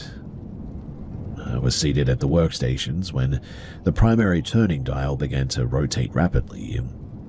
It wasn't slipping or shifting. The heavy brass wheel was being actively turned by a force with significant mechanical torque to it. I yanked my hands away and watched the entire radio unit begin to violently vibrate against the wood desk. Then there was this weird sort of visual distortion. It was in the reflection of the glass window pane directly in front of me. It wasn't like a silhouette or anything, but it almost resembled like a vertical column, roughly 6 feet in height maybe, positioned dead center in the room, directly behind my chair. It didn't have any discernible features, but it was just sort of there. Suddenly, though, the radio's internal speaker emitted a sharp burst of white noise, followed by an exact real-time vocal replication of my own voice. It wasn't a delayed playback, too. It was a perfect audio mimicry of me asking, "Who's in there?" despite the fact that I had remained completely silent. It seemed to be sort of relaying my thoughts. Then, this column surged directly toward my position. Thankfully, it didn't make any physical contact with my body, but it impacted the workstation with just this huge force, and the shortwave radio was instantly compacted. And what I mean by that is that the heavy steel housing wasn't just merely dented, it was flattened completely, as if it had been just subjected to a hydraulic press. I bolted for the exit, as you can probably imagine, and the moment that I hit the enclosed breezeway, I heard my mother's voice emanate from the office behind me, completely distinct, saying, "Turn off the lights, dear." My mother, though, was sound asleep in her bedroom, and I know that for a fact. When I finally pressed my parents for details during the move, they admitted that the land had apparently suffered from a severe structural resonance issue, is what they said. There was the auditory force, which is what I had encountered, I think, but there was also this visual manifestation that they talked about. My father observed it on multiple occasions, apparently. A figure in a faded dust-covered dress would stride across the concrete patio and then simply just sort of vanish through the floor. As it turns out, the home, it was constructed directly over an abandoned subterranean mine shaft from the early 1910s. The topography as well had a documented history of severe geological failure, massive sinkholes that would open down in the old shafts without warning. One of the original site surveyors had vanished during an underground inspection, and the rumor at the time was that the shifting earth hadn't just trapped him, it had completely pulverized him under the shifting bedrock. The housing developers had poured a massive 12-foot thick solid concrete stabilization plug directly into the old shaft opening before pouring the residential slab for the guest wing. My father confessed that on completely silent winter nights that he could press his ear flat against the concrete floor and hear something down there. That's creepy, right? Anyway, the final thing that happened that caused my mother to completely break down was discovering my ruined shortwave radio inside of a storage bin. She swore that she had never touched it, but obviously that was really weird, and she confirmed with me about all of this stuff, and, well, that was enough for her. We're completely finished with New Mexico now, and we've all relocated to a high-rise condominium in coastal Georgia just last month. My father actually explicitly stated that he refuses to ever live on top of a solid concrete foundation ever again after living in that place. And look, obviously I have no idea what any of this was, but I will swear to the truth of everything that I've said here until the day that I die.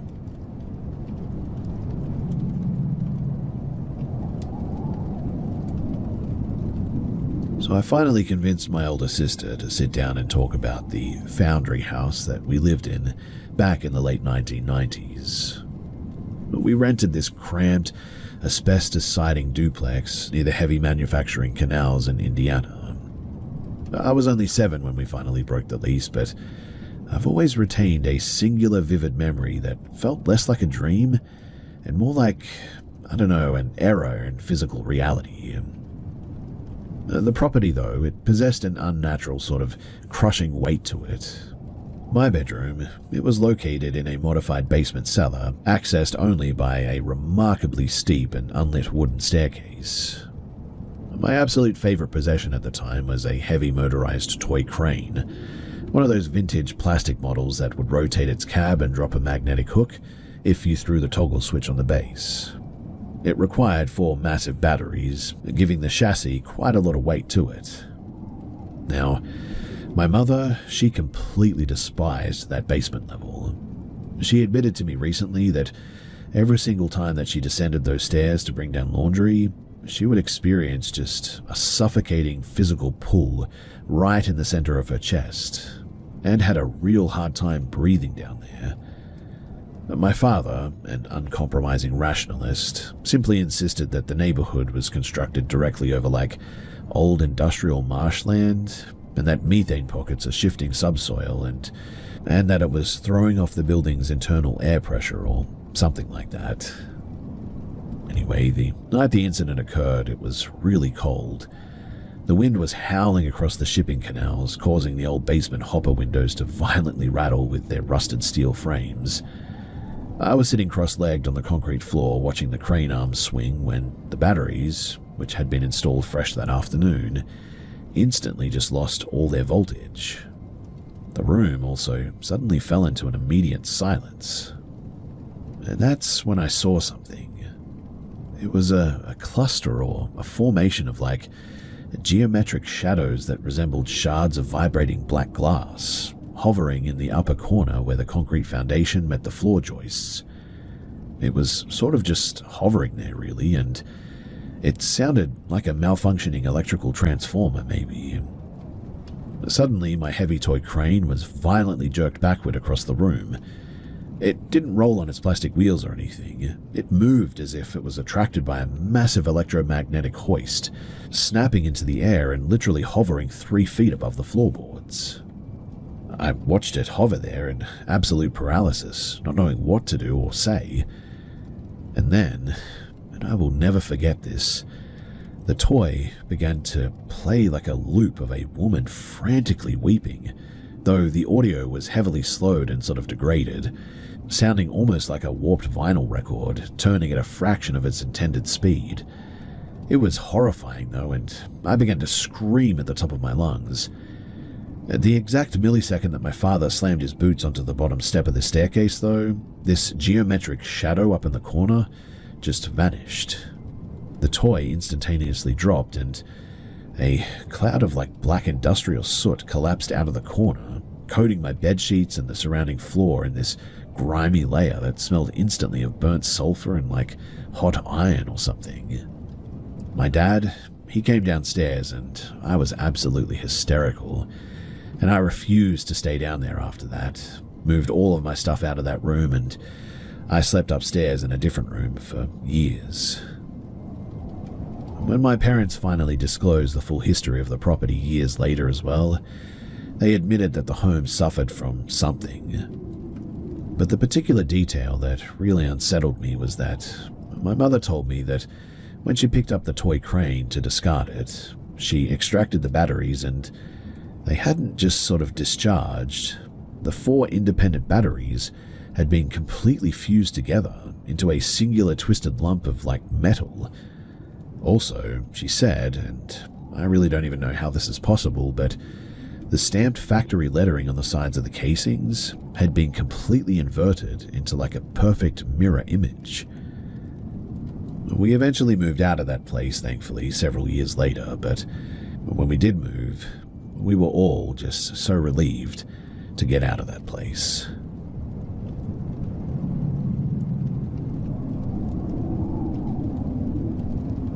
So I know I'm going to get completely torn apart for bringing one of these things home, but I purchased a Ouija board a few months ago, and honestly, I thought it was just an interesting piece of historical metalwork to display on a bookshelf. It's actually made of metal and not just cardboard or wood. But since introducing it to my apartment, the atmosphere has completely shifted from, completely normal to just downright unsettling. It all began with really subtle things too. Like the digital thermostat in my hallway, I noticed one day that it was cycling rapidly through extreme temperature settings in a really weird sequence. And then there was the banging inside of the drywall that sounded like a mallet striking the support beams. I thought that I just had an infestation problem. Driven by frustrated curiosity, though, I decided to try the Ouija board a few nights ago. I'm fully aware that every standard caution warns against operating these types of things alone, but I just wanted some answers. When I asked if there was a presence in the room, this pendulum instantly began swinging in violent and erratic ellipses. When I asked who this was, it bypassed the alphabet and swung back and forth over a precise string of, corresponding calendar dates maybe, in 2014. The air pressure in the bedroom dropped instantly, though, upon asking that, making my ears literally pop as if I were descending in an aircraft. I asked why that year, and the weight systematically pointed out the letters monitored. I then asked if it had been trailing me since my youth, and I mean, I've experienced reoccurring night terrors since childhood, involving a towering dark shadow silhouette watching me from the foot of my bed, and it spelt out affirm. To test it, I posed a question that absolutely nobody else could answer. I asked for the exact name of the emergency dispatcher that I spoke with during a severe house fire that I survived 12 years ago. And I could hardly believe it, but it precisely spelt out the highly uncommon surname. Now, there's just no way that my subconscious mind could have guided my hand to that combination. I mean, I was just not moving this thing. The interaction turned incredibly hostile, though, when I brought up a severe personal crisis from my mid-20s. A freezer winter evening when I found myself standing on the ledge of an abandoned quarry. I've always recalled that specific night as a state of just complete disassociation,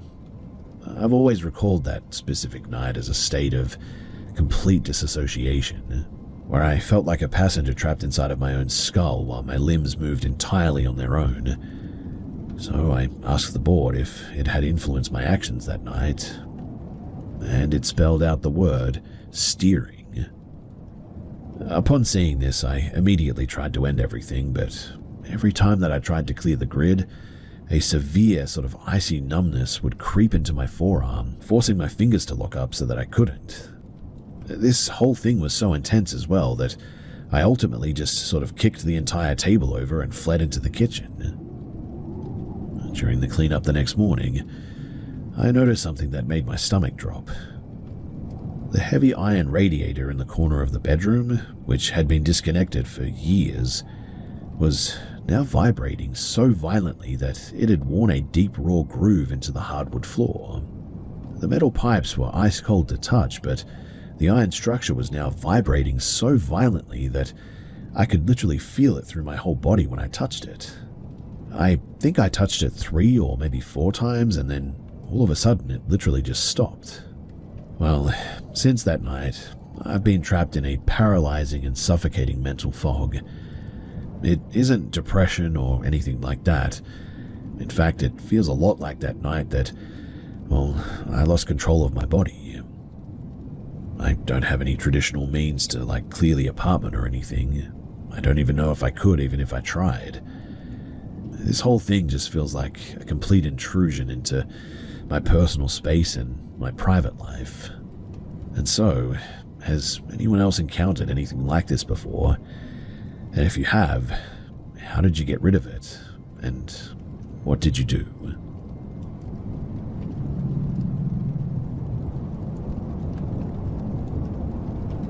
So I occupied the lease for this place for about 14 months with a friend, and the atmosphere from the very first afternoon was intensely oppressive.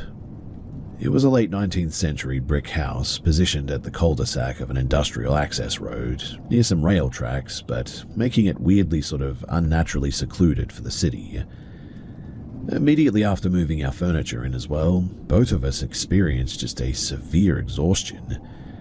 It wasn't the typical fatigue from a long shift or anything. It was almost like the air was thin and even breathing was difficult at times.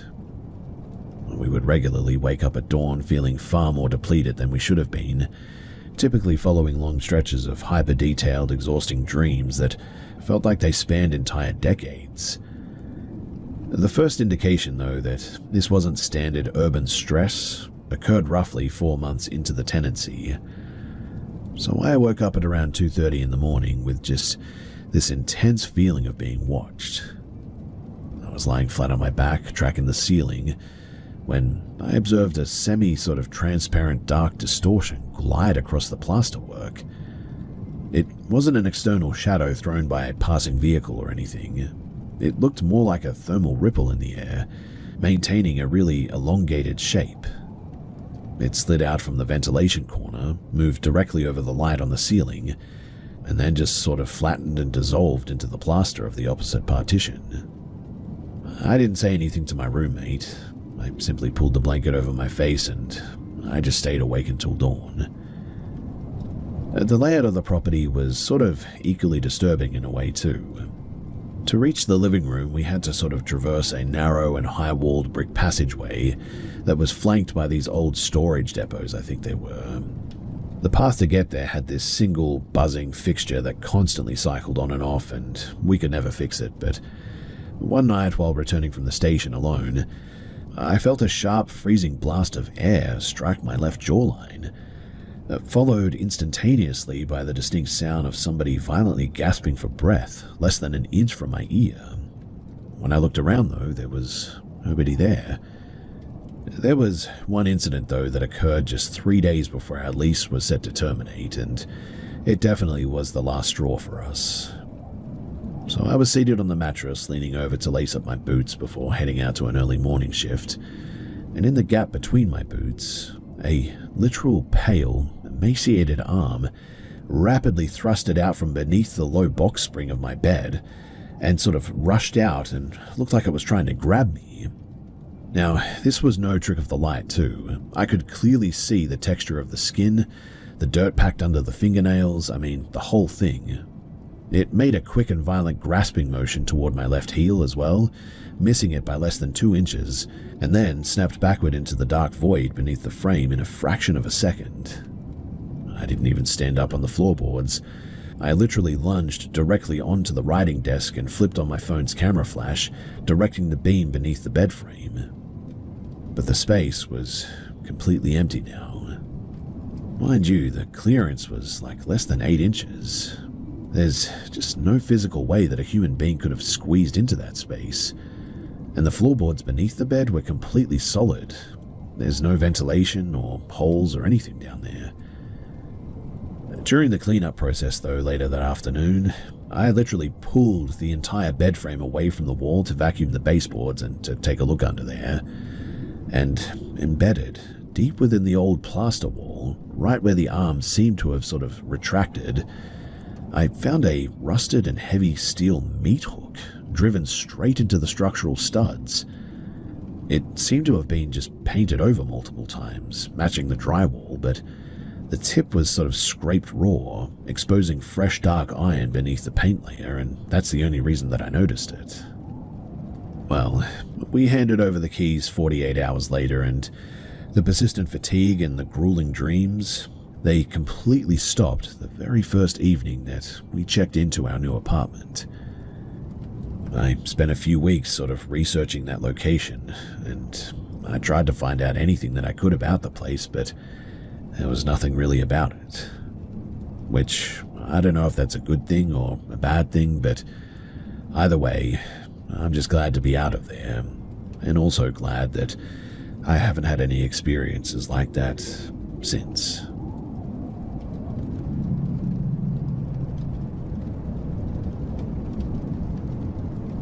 I've kept my bedroom windows pinned shut under heavy iron security latches since I was about 14, an obsession that my friends chalk up to standard home invasion anxiety. They don't know about the 5-minute block of time back in 2016 that completely ruined any sense of safety that I had left. We were renting a low, stucco-walled bungalow down in Savannah, Georgia. It was a suffocating summer night where the coastal humidity was thick enough to make the air feel greasy, so I had the wooden window sashes cranked as far up as they would go. My bed was an elevated, timber loft setup with a built-in workstation underneath, which placed my mattress perfectly level with the open window screen. I was leaning against the pillows, killing time on a text chain with a kid that I'd met while my family was traveling through Greece a few weeks prior. My window was covered by split-down-the-middle canvas curtains, and out of nowhere, I caught a soft, dragging friction, the distinct sound of fabric scraping across the metal wire of the window mesh. I looked over and watched the left curtain panel get sort of pinched from the outside and pulled flat against the frame. There wasn't enough breeze in the room to even stir a dust bunny, but that canvas was being held completely taut, exactly like someone holding a flap open to peer inside. I looked away and ignored it, which is a really embarrassing admission, but when you're a teenager, your brain will rationalize anything to avoid panic. Then, something dropped onto the bedding. It was a heavy, dead-weight impact right by my ankles. The fitted sheets, they snapped tight, and the foam mattress, it indented in a clean circular depression about the depth of a heavy boot heel. A second later, another compression formed 6 inches closer to my knees. Whatever it was standing on the mattress, shifting its physical weight forward.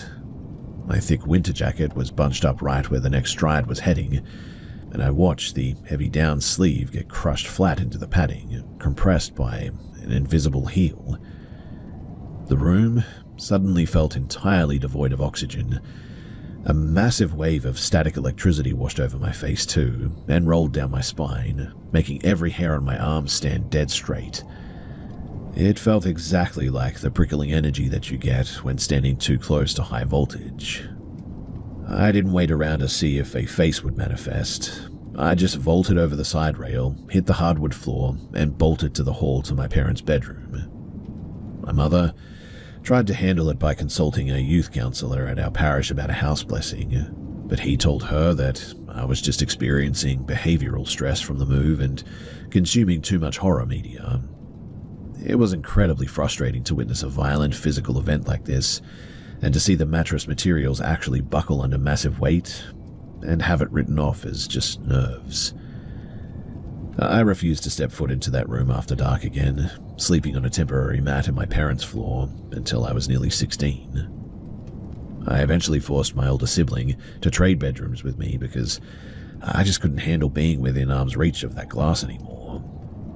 When we finally broke down the timber loft frame to move it to the other side of the house, my dad found a deep set of parallel gouges in the exterior stucco siding leading straight up from the foundation to my windowsill.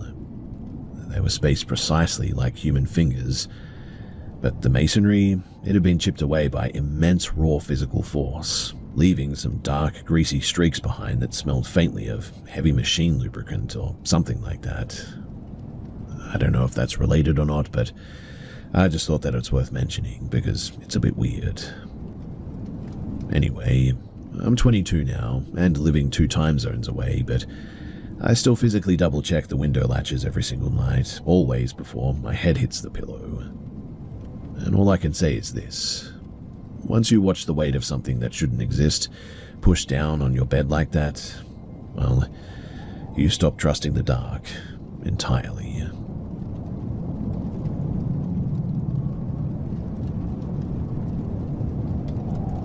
So when I was in my bedroom, my mum was in the living room with the lights off. This happened at around 8:30 p.m. and it's now past 10. My mum heard me come down the hallway and into the kitchen. She asked if I was okay, and she apparently heard a bit of a mumble back in my voice. She said that she didn't know what it said, but after that, the kitchen lit up as if I was using my phone flashlight to find something, and then it was gone. After that, she texted me to ask if I had been out of the living room, so I got up and left my room to talk to her and tell her that I hadn't. I had actually been in my room working on a project for at least the last few hours. So now, we're both freaking out. She kept asking if I was messing with her, and I swore that I wasn't. But we have been experiencing a few things here and there, actually, like strange noises, things moving around. My dad has also had a few of his own experiences. I think one was also about me, so whatever it is, it seems to keep impersonating me. I'm not sure if it's entirely related, but for the past year or so I've been feeling this very off energy around me as well. I've never been able to see ghosts, but I've been able to feel them, I think. Their energies and such, but this one is just off. The only way that I could describe it is wrong, and it's very inconsistent for when it shows up. Sometimes it's gone for a week and it comes back, or it's every other day sometimes, multiple nights in a row, etc. I also really only ever feel it in my room, sometimes elsewhere in the house, and it's always or usually at night anyway. I'm also not sure if they are related, and if they are, I'm not sure how to get rid of this thing, so if you have any advice, I would love it. I'm not a Christian or not religious or anything, so I wouldn't feel comfortable getting the house blessed or anything, which is part of the reason why I'm here. What does anyone do about the paranormal if they aren't religious?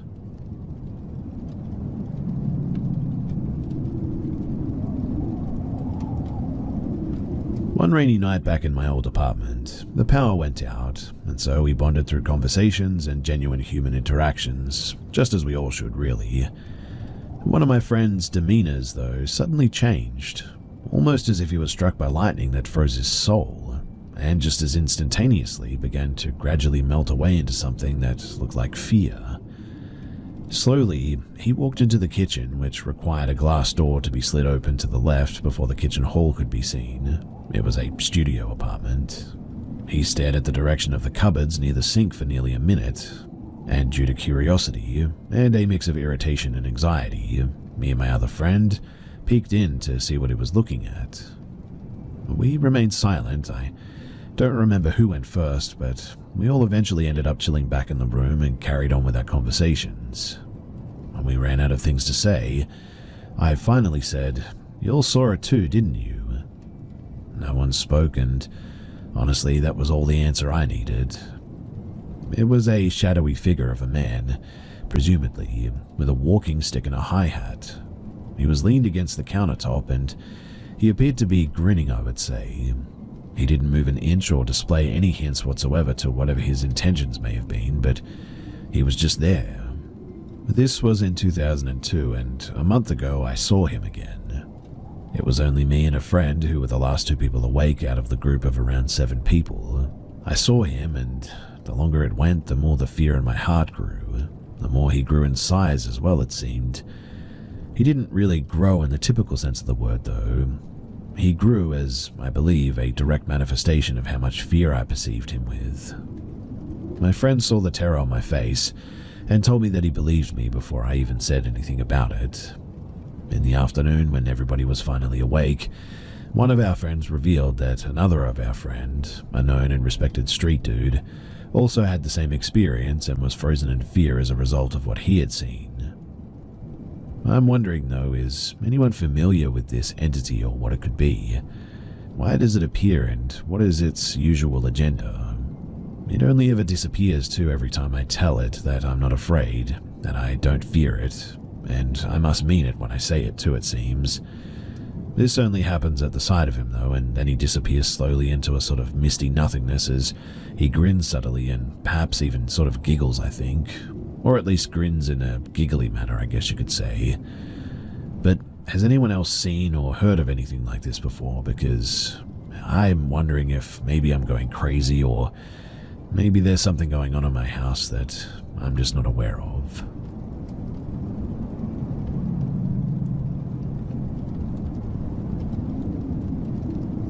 This experience is one that I've never shared with anyone besides my brother. When I was about 13 years old, I was living in rural BC. One night I was in the hot tub on the deck outside just watching the woods, taking in the silence. It was wintertime and we had just recently had a snowfall that left around knee-high deep of snow. It was around 2 to 3 in the morning, and out of nowhere, this large wolf, bigger than one that I'd ever seen by far, came out of the woods. I remember its coat being a shimmering silver and its bright piercing green eyes. As this wolf was walking along the fence of our paddocks, it sort of locked eyes with mine, and we just kind of stared at each other as he walked past me, both alone in the middle of the night in the middle of nowhere. But what happened next, till this day, always makes my spine shiver. As the wolf walked past, he walked towards our barn with our horses in it. It became darker as it entered the barn, but the other side of the barn still had a bright light illuminating the outside that I could clearly see. And this wolf, as it entered, halfway through it went from the shape of a wolf to a very large, broad-shouldered person. The horses didn't make a single sound, and this person, that now stood roughly 7 feet tall, rounded the corner towards the open field, but didn't emerge from the other side, and after that I never saw it again. My brother had his own encounter with this same wolf, I think. He told me that he woke up randomly one night from the feeling of being watched. He then looked out of his window to see a very large wolf walking away from his window, so I'm guessing that it was watching him sleep or something. This place that we lived at was old native ground. Our barn was an old schoolhouse where the Catholic priest would put the native children and teach them lessons on Christ and all that. It even had the old desk and chairs inside still. My brother and I saw children's faces in the panes of glass from that barn, and lights turning on randomly too. We had closet doors slam repeatedly for minutes at a time, footsteps and feelings of being watched. In my room, I saw glowing red eyes on the ceiling one time, and hid under my covers until morning. Anyway, the main reason why I'm sharing this and what I'm really seeking answers for is, what did I encounter outside in the middle of the night that night? After I looked around myself, the closest thing that I could find was skinwalkers or wendigos, but from what I've read of these creatures, they have deformed features or things that make them uncanny or straight up horrific. What I saw? Nothing struck me as abnormal about this wolf besides its massive size, until it literally changed its entire form in front of me. I know that this is getting a bit long, but I'm not a great storyteller, and there's just so much that I experienced at this property that this is really just scratching the surface to everything else. The wolf incident is just something that I've never really been able to grasp and always wanted some kind of an answer for because it feels and sounds just so unbelievable. I know that. I also understand that the term skinwalker is Navajo lore and doesn't really correlate with the BC tribes, but this is just a representation of what I saw with, well, the closest accuracy that I can give you all.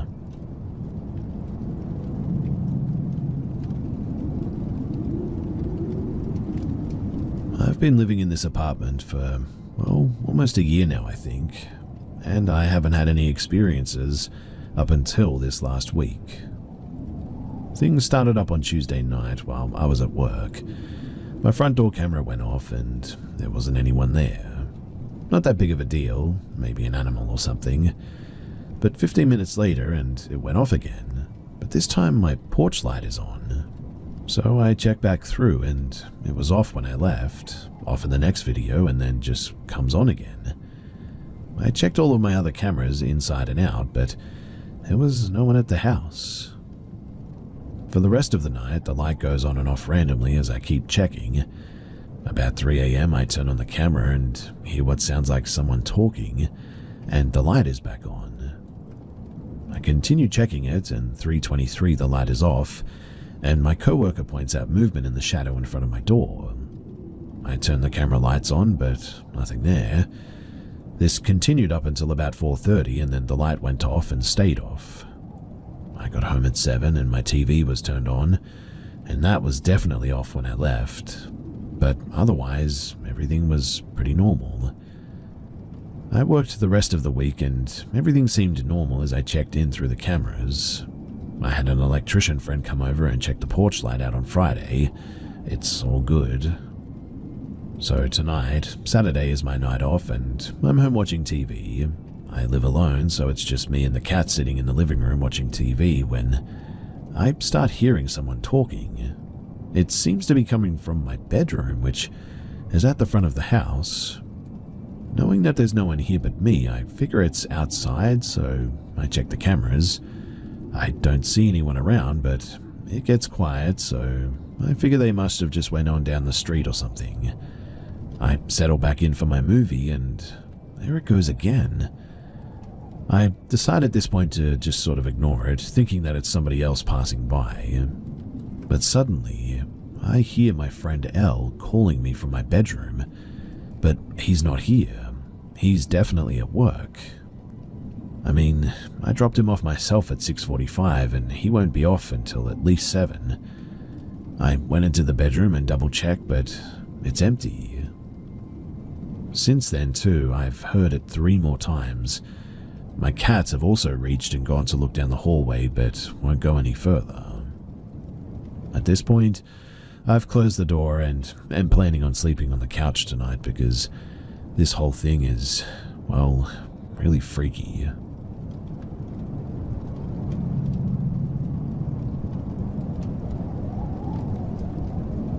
I recently moved to Wisconsin and I wanted to explore the backcountry 2 falls ago, so I took a trip from the south to Superior, mostly off-road and on fire roads and whatnot. On my second night, I was in the North Woods and it was getting pretty late, so I was on a back road in heavy forest and decided to find a spot to sleep in my truck. I went down a dirt road, probably 2 miles or so down the dirt road. At this point, it was very dark, roughly 8 p.m. and absolutely no one for miles.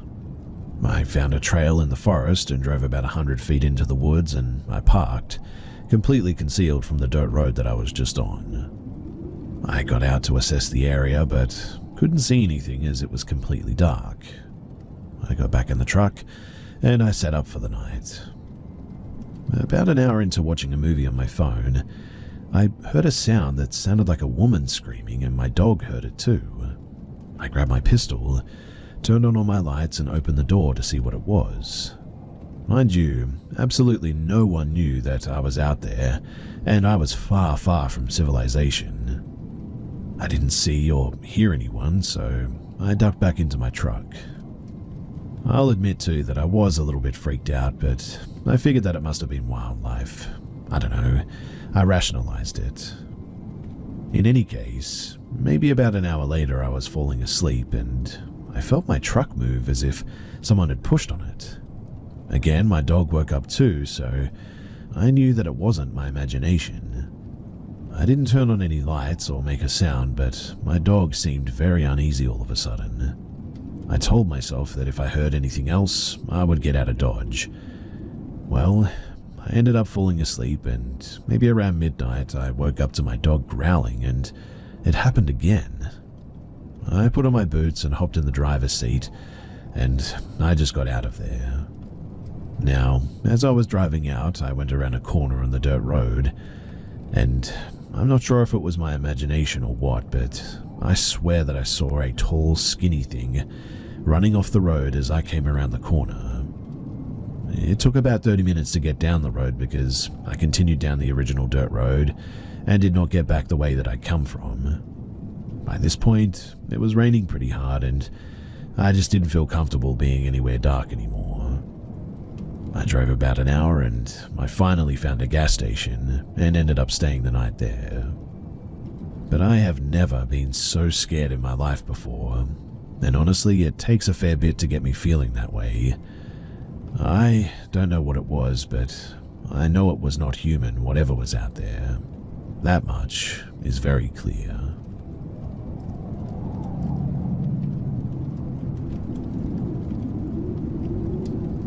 So long story short, my husband and I had heard a horrific car accident while we were camping and getting ready for bed in our tent. It was a super windy, dangerous road that led up to the camping areas, so we were immediately concerned about someone being in grave danger, and potentially with children at that. Without a single word to each other, we hopped up and ran to the direction that we heard the wreck take place. We got there at the same time just about as the police did, and ended up giving our info if needed and heading back to our campsite. Now, I was pretty pregnant at the time, so I really had to pee after all the running and the adrenaline. We decided to stop at the only restroom open at the time, which was a bit past our campsite, and incredibly dark without other campers around creating light. After I used the restroom, I'm walking back out to my husband when I noticed behind him a flash of light frantically bouncing up and down from someone booking it towards the restroom. Jokingly, I chuckled about this guy must really need to use the bathroom or something, but it was a very short-lived moment. This man stopped dead in front of us and basically whispered, "Wow, you guys are fast," and then smiled in the most unnerving way. It absolutely sank my stomach immediately, heartbeat pounding in my ears, instant nausea, goosebumps, you name it. Husband didn't seem put off by any means and noted that we were worried about the accident, etc. Dude continues on as if discussing the weather with a friend, saying that he's just used to this kind of stuff, asks if we're leaving tomorrow. I almost angrily ask, "Used to what?" Which he shrugged off and just explained that he traveled a lot and camped. At that point, I had already started taking steps backwards, to the point there where my husband finally starts noticing something's off with at least me. In the moment, I decided to lie and say that we needed to get back to our tent because the cops were coming to take our statements, which was completely false, but I, for whatever reason, just fabricated that, like verbal vomit, without even thinking. Even though my husband chimed in and agreed, saying that we needed to get back, this man does not stop. He starts matching our steps backwards with steps forwards towards us, and begins telling us that morning he went for a walk and found these beautiful flowers, but had heard a deep growl which scared him. He ended this very concerning story with saying that he realized that you never know what day is going to be your last. It was at that point that I realized the entire time he had been fiddling with his hands in his hoodie pocket because he had a knife. I screamed run, and without hesitation my husband grabbed my hand and we started running for our lives. In those first few moments of taking off, he asked me what was going on, and I screamed flowers don't growl and started sobbing. This man had never taken the flashlight off of us, mind you, had it on one of his hands by his hoodie pocket the whole encounter, so we knew that he was chasing us when the flashing became erratic again, shining up and down over us. I'll never forget watching our shadows go from big to small from the movement of his hand while running hard. I looked back to see him behind us with the same smile that he had in the beginning, and it absolutely terrified me. We had to cut through some woods because he was gaining on us so fast, and in the heat of the moment decided to just continue through the woods back to the police instead of staying on the road that we would come up to after cutting through. We both looked back and last saw him right at the edge of the road where we would have come out if we had decided to take that way, because it would have been the fastest to the wreck. And seeing that, we knew that we had made the right decision immediately, and knew that it was a life or death situation in that moment. It clicked for us that he had expected us to take the road, and looked disappointed that we had taken the longer route instead. But we didn't see the flashlight or him after we looked forward again, and when we told the police, they did go, but they failed to find the guy. Fast forward a couple of years after this traumatic experience, and dozens of unsuccessful follow-up calls to see if they ever found him, I decided to post something on TikTok about it. It actually went viral overnight, and by the next day, someone who had lived in the area had actually found this guy, and shared a news article. He killed 2 weeks later at another campsite not too far from where we went. He attacked and stabbed a man who died immediately, and a woman who luckily survived, but only by playing dead. When I tell you finding this out absolutely sent me into a spiral, man do I mean it. I cannot even remotely begin to describe the mixed emotions of getting closure from him having been found, to the heartbreak and survivor's guilt of knowing that he went on to successfully kill because he wasn't caught after our experience. This changed my life. I'll never be able to enjoy camping again, and we used to love it. Look, please, for the love of all that is good, always go camping or hiking protected. It turns out that camping and hiking and murders are scarily common and seem to be a free-for-all to all serial killers. I mean, really, just look up camping cold cases and you'll be blindsided by just how common it all is.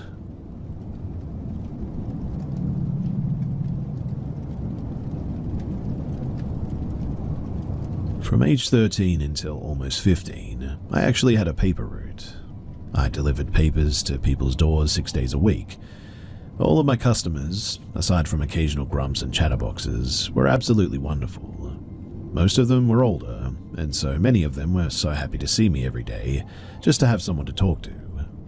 Many of them would leave me granola bars, water bottles, and even tips at times. Winter holidays were a great time too, because everyone who could left huge tips for me. It was a genuinely pretty good first official job. Eventually, some of the snowbirds moved back and became my customers. One couple, Louise and Gerald, would always stick out in my mind. They started off normal, pretty friendly people, but I noticed one Sunday, the only day that I had to get up early to deliver papers, that Gerald was outside. He chatted me up, which was nothing unusual, and because it was so early and because I'd usually go right to bed after I was done, I was wearing a Britney Spears shirt and a pair of polar bear pajama pants. He complimented and said that I dressed cutely. I was confused though because, well, it was pajamas that I just threw on randomly. I guess I was confused by the compliment, but I just went on about my day and didn't think much of it. Something else to note too is that his wife Louise was always smiling. I couldn't pinpoint why, but it always unnerved me. In retrospect, it gives me the meek and mild and sort of subservient tradwife vibe. Anyway, I had noticed that in their garden, there were 3 different dog headstones that all said Fido on it. I was kind of confused as to why they all had the same name, but I figured maybe multiple people had bought them and they wanted to be polite, so they put them out anyways. Now one day, Louise was out and she had a dog with her. She introduced the dog to me, as they had just adopted her, and guess what? They named her Fido. All of the dogs that they had had were named Fido apparently, and they were all Shelties just like that one. I thought that this was a bit weird, and I told my mum about it, and she told me not to be so judgmental, as it was probably one way that they dealt with grief. Here's the thing though, they kept trying to get me to come inside.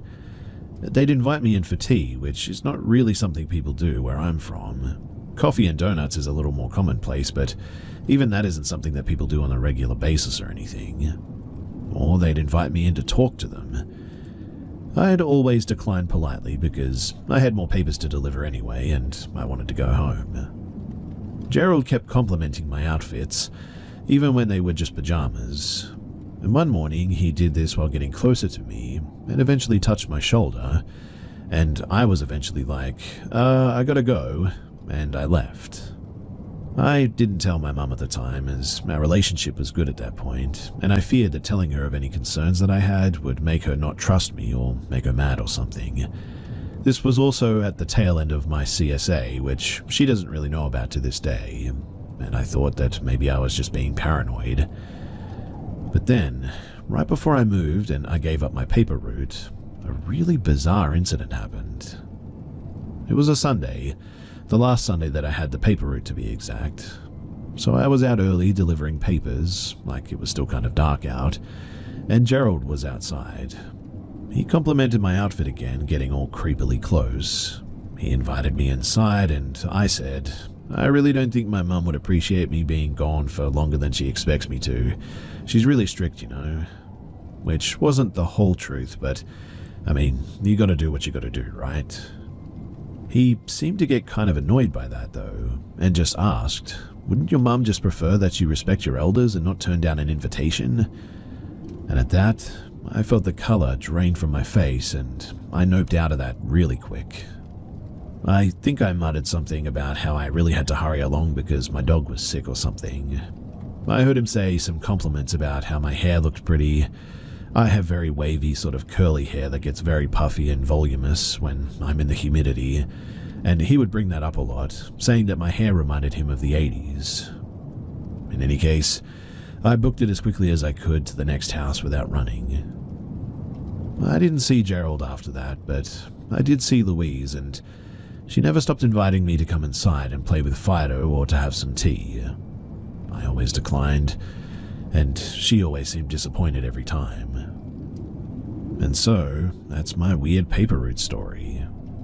I know that maybe I'm just being paranoid, but Gerald and Louise, they just gave me some really funky vibes. And looking back, I really hope that those graves did actually contain old pets.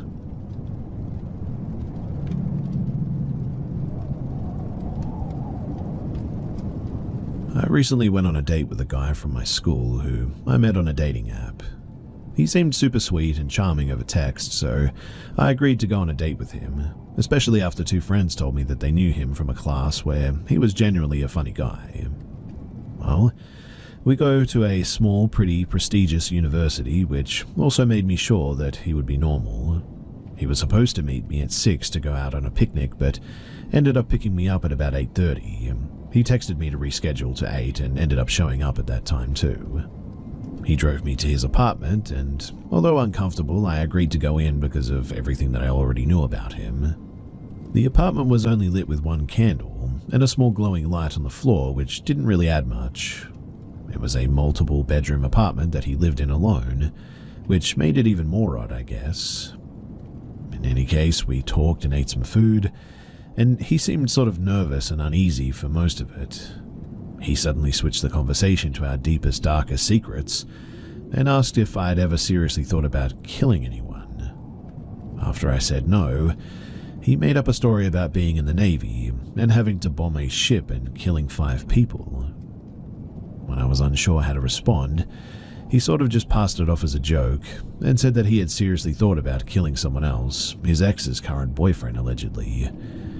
I was extremely uncomfortable at this point and wanted to leave, and he agreed to drive me home. Before we left though, he said that he wanted to show something to me and pulled out a rifle that he pointed in my direction.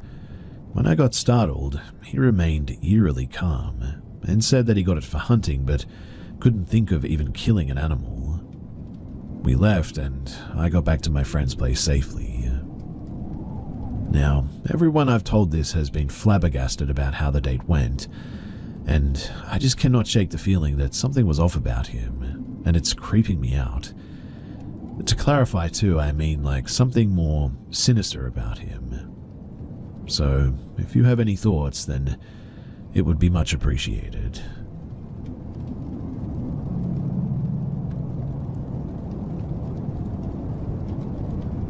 A series of events unfolded in my life, causing me to move out and live out of my car ever since about a month ago. It's nothing really new for me, however, as I've lived out of my car for 5 years prior in the past, and have never had any encounters. Until yesterday, that is, because something happened which really shook me up. There's this small beach on the coastline, which has been my go-to sleeping spot for some time. On the southbound part of the road is a whole lineup of cars and RVs, mainly other homeless, but also people coming to hang out because it offers a nice view of the bay. I usually sleep on this side, and the people who come here like to bring their beers, play their music, and gather outside, but it's super chill and everyone keeps to themselves for the most part. Well, lately I've been having trouble sleeping, and I tend to knock out at around 2 a.m.-ish, not waking up till noon. The problem is, though, on the southbound side, is that the sun will bear down at like 8 a.m., turning my car into a sauna in the morning. But about 100 yards down, on the northbound side, there's this tiny hiking trail area in the vast lot just off the road, and there's a few trees there which offer me a bit of shade until the afternoon. There's also a park right across the street from here. It's a much more secluded area, but I've been sleeping there since the last week or so, no issues at all. In fact, typically, only a couple of other cars really park around this area. So, yesterday, I pulled up to my spot at around 12:30 in the morning and found this large 4x4 pickup truck parked there. There's another car parked across the road and a third one on the other end of the lot as well.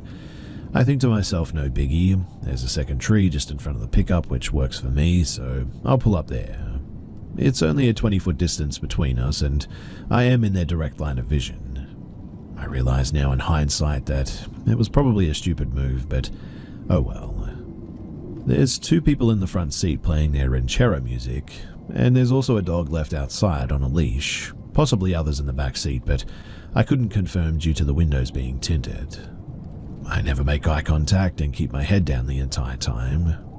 I first go to take a leak in the forest, come back to grab my pillows and blanket from the trunk, and hop into the back seat. I'd assume that they would have thrown off any paranoia that they would have had, as they see that I'm just coming to sleep in for the night. Within 5 minutes, though, they take off and drive up the road for a short distance before suddenly making a U-turn and returning back into the lot. They do some weird random driving in front of me, then pull back slowly and very close to my side. I roll down my window. The passenger has his window all the way down. He's asking me something in Spanish, and his English is basically nil. He's clearly drunk, coked up, bloodshot eyes, pupils dilated, and talking in a slight slur. He's also visibly angry, expressing intimidation via body language. I respond to him in English, so he asks if I'm Policia, and I'm like, "No man, I'm just sleeping here." I show him the pillow and the blanket, but he keeps pressing me. No, police come here." I reply, "No man, police no come here. Never, don't worry about it." I tuck my hand under my head as per the universal sign language of sleeping, again reiterating that I'm here to sleep. But he's getting frustrated and asks where I'm coming from. I'm trying my best to de-escalate the situation and talk calmly and nicely and even apologize if I happen to bother them. I directly asked him, "Do you think that I'm police?" And he responds in the negative, shaking his head. I point up to the tree and explain, "Shade for the morning, my car," just so that he knows why I decided to park in this spot. But he's pretending not to understand me and says, "Policia come here." Again, I tell him, "No man, police don't come here. I sleep here every night, it's okay." But the dude is angry now and starts halfway flashing something in his hand from behind the car door. It was a very subtle gesture, and I could not say for sure if it was a gun, but he was definitely suggesting something. He then says, "After today, no more sleeping here," repeating this 2 times. Then goes, "Okay, okay," while pumping his chest and piercing his gaze in a menacing fashion. The driver floors the gas pedal, taking off in a frenzy.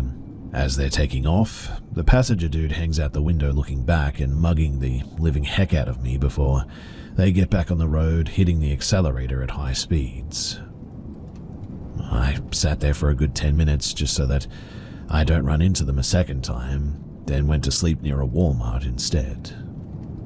I didn't get their license plate, but since they likely also have my plate and know what I look like, it'd probably turn sour for me if I reported them anyway. I spent the whole day dwelling on what had happened yesterday and have little clue as to what made them trip out like this. My only plausible theory is that they didn't like me parking proximally to them and they took it as a disrespect. In any case, it's a bit of a bummer because, well, there goes my perfect parking spot.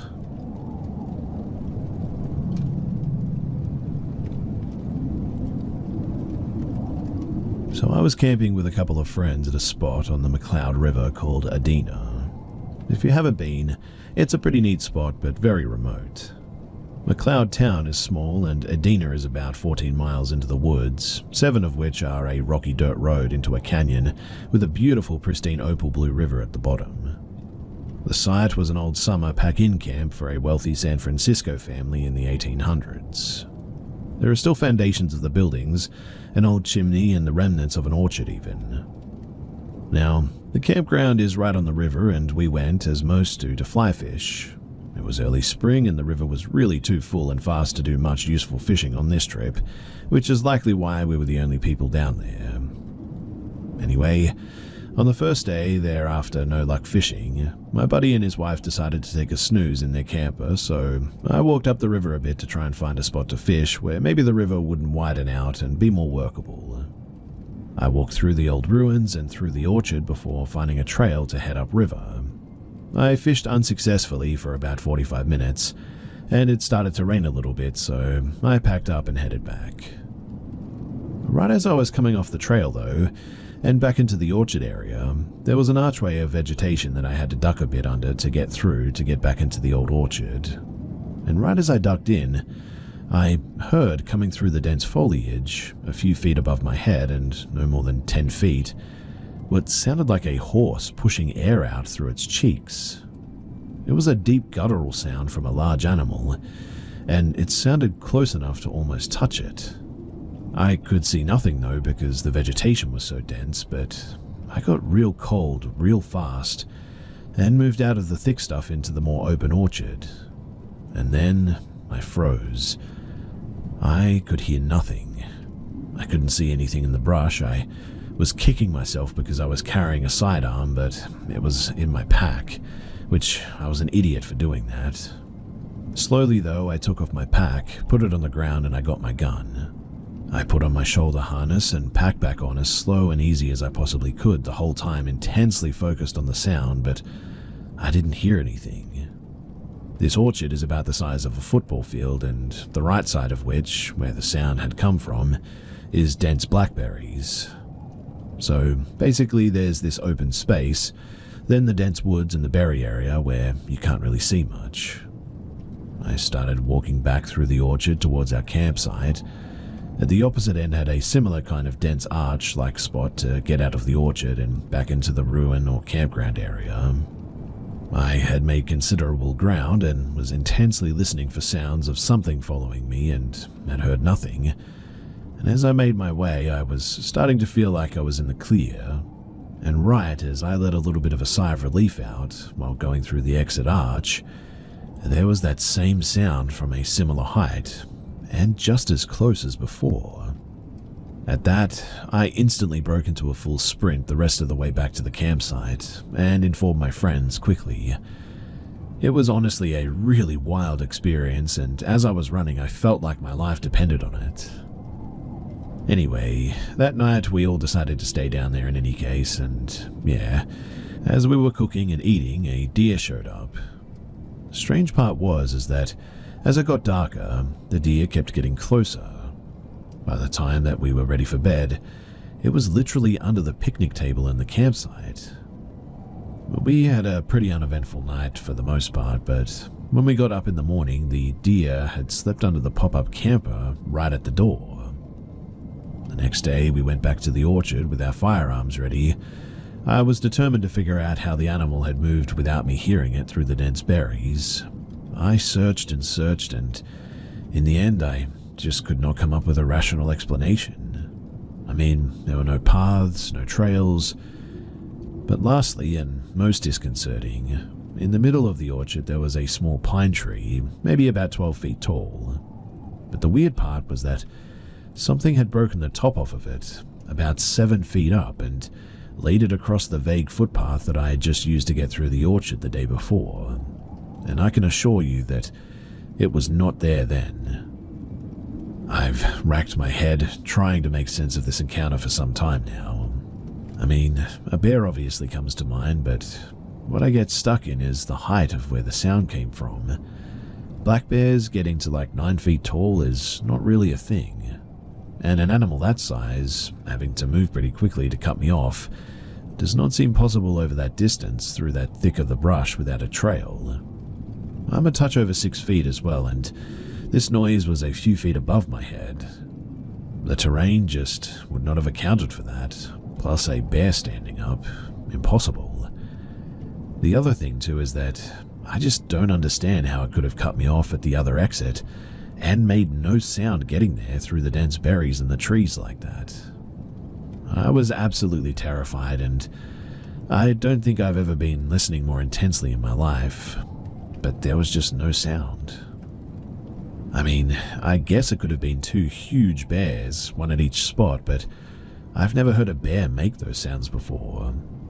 The deer issue was also really strange.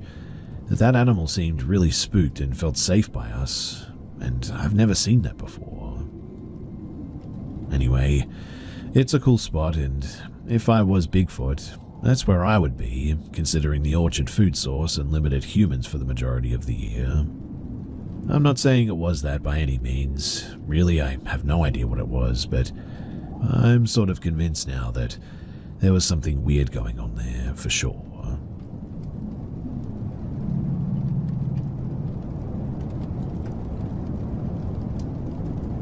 So my family and our friend, 1 male, 2 female, our kid and newborn, just went on a walk through a trail near our friend's dad's house.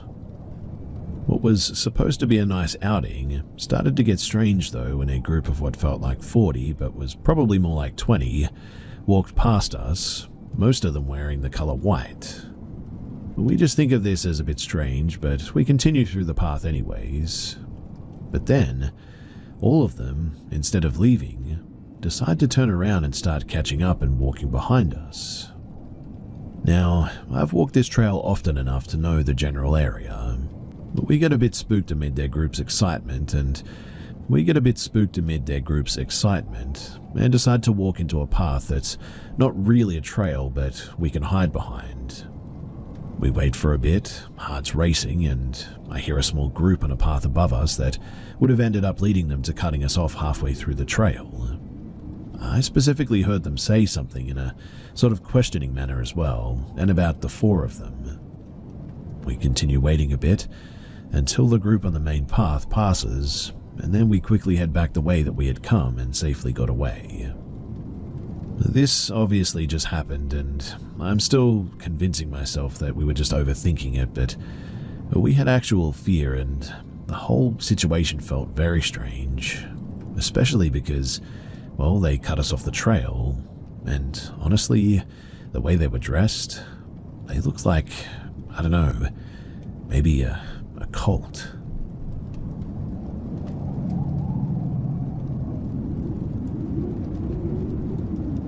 I, a 22-year-old female, had a very horrible experience about 2 or 3 years ago. So my boyfriend, 22 and male, and I had been dating for less than a year when this happened. My partner is of a Latino descent and I'm white. My boyfriend's family are believers of the bracelets of the evil eye. They taught me that the evil eye in their culture is used for protection, like if someone gives you a bad look or if they look at you with bad intent or envy. They then taught me that if the bracelet becomes lost or broken, that means that the bracelet has done its job and protected you. Now, my partner and I were hanging out one day at his home and he came across an old evil eye bracelet that used to belong to him. He had lost the bracelet some time before, and he asked me if I wanted it, and he said that it would protect me. From what I understand, someone can gift you their evil eye bracelet, and it should protect you still, even though it had a previous wearer. So I accepted my boyfriend's offer and decided to wear the bracelet, but I didn't really believe in that stuff, I guess. I mean, I grew up Christian and I still believe in God to this day, and am fairly religious, but not any of that sort of superstitious stuff. In any case, I went home later that day, and I was living with my aunt and uncle at the time.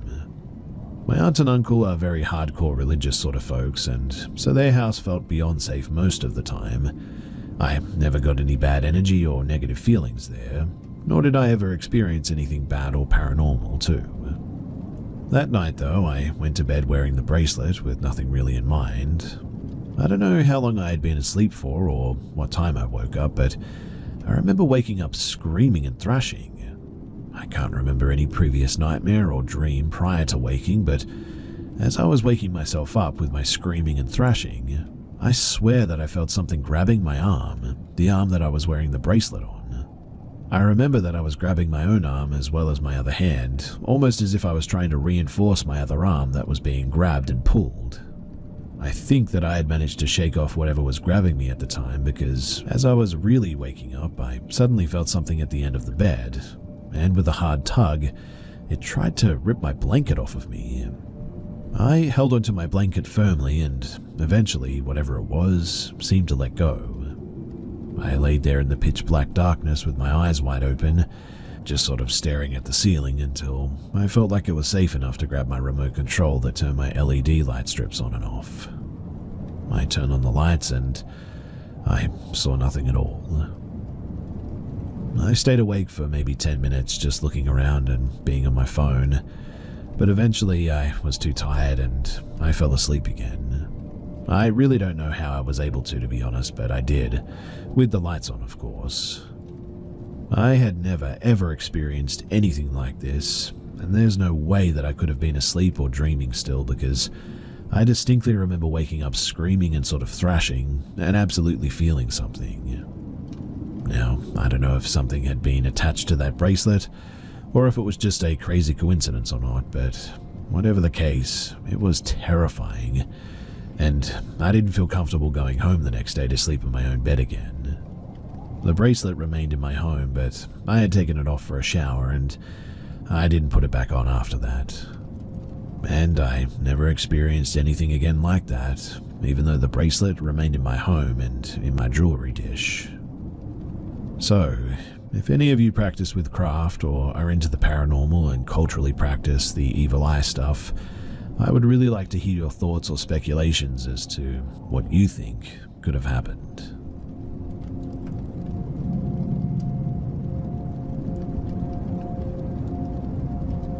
I live alone in a studio, and to make it feel bigger, I separate the end of my mattress that isn't facing the wall with a big tapestry, sort of like a hospital curtain, I guess.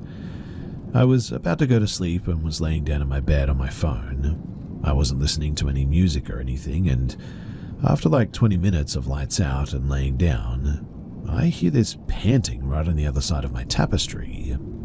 It sounded like when a dog, sniffing really hard with its snout, is all up in a jar or whatever. I turned on my flashlight without getting up first to just see if maybe an animal or something got in. I even said get out twice and the panting continued. But after that, it almost seemed like they got more dragged out and breathy between pants. I also then started hearing shifting and almost like skittering over into my kitchen and bathroom area, also conveniently out of my sight. Eventually, I got up and turned on the lights and it all just sort of stopped, except for occasional house settling or rustles now and then. And of course, nothing was there. Nothing was out of place. I couldn't see any pests around or anything. But I definitely slept with the lights on that night, to say the least.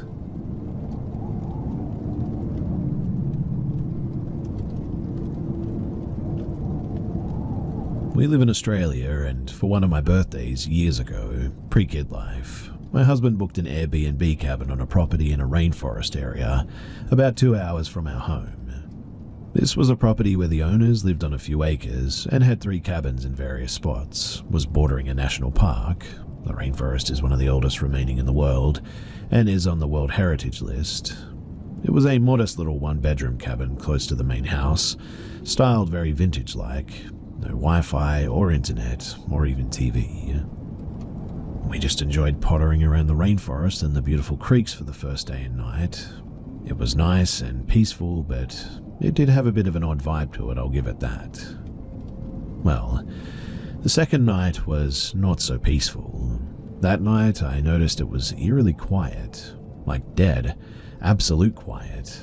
Not a single insect or bird even making a noise. It was not natural for a wildlife area, and I sort of felt watched and on edge a little. But I didn't think too much of it, and we went to bed as usual. But later that night, I have this vivid dream that standing at the end of my bed was this ghastly thin old lady in a nightgown, grinning at me with this evil grin, with wide eyes, and she claws up at me to grab me. I wake up horrified and instantly look over at my husband. He is already awake, and he appears, well, terrified for lack of a better word. He asks if I'm okay and what's wrong. I say it's nothing. I keep staring at the end of the bed, and so does he. We put the bathroom light on to sleep that night, and neither of us discussed why. Neither one of us sleeps, and we spend a horrible night basically waiting for dawn, and we leave shortly afterward. Now, on the drive home, I asked him why he was awake and that he looked so scared. And he told me that he couldn't sleep because he just couldn't shake the feeling that something was at the end of the bed and watching us. I asked what he thought it was, and he told me that he kept seeing like a creepy, vague outline of an old woman. I hadn't yet told him about my dream, and then I told him, and we were very weirded out, and now refer to it as our haunted cabin holiday.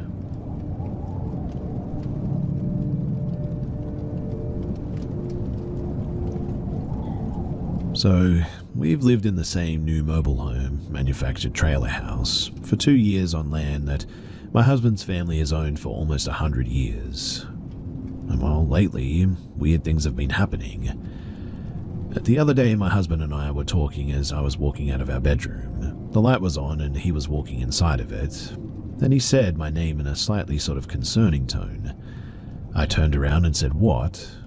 But the light was suddenly off. Hubby asked, "Did you turn the light off when you walked out?" I shook my head confused. "No, did you?" "No, I was getting undressed by the closet." Which meant that the switch had somehow been flipped. Our 6-year-old was in the other room and our 2-year-old can't reach up that high. So we just sort of look at each other like, what the actual heck? The fact that this happened isn't the most concerning part though. You see, the other night, I was sitting on the couch close to midnight, scrolling through my phone when I heard a noise like a flip of a switch. And sure enough, as I looked toward the hall bathroom light, which is usually on a nightlight for our 6-year-old, it was off. Then I hear it again, the flip of a switch, and the light cuts on. I stare at the hall absolutely flabbergasted as to what had happened. I never mentioned it to my husband because for all 6'2" and 240 pounds that he is, the man is definitely jumpy. Nothing like this has happened like it before in the 2 years of living here, but I'm 10 weeks pregnant with our second child. With my first pregnancy, I always felt like someone was always watching us or would hear footsteps walking down the hall of our old home. I had nightmares of someone snatching my husband away. His mother had recently passed when I was 18 weeks pregnant with our first kid. Maybe I'm being sensitive in this pregnancy, but this is the first time my husband and I witnessed something like this together. So, what do you guys think?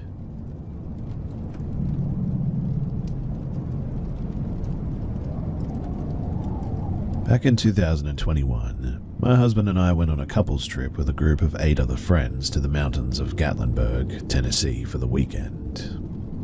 We drove the 4 hours, made it to the cabin, and got all settled in.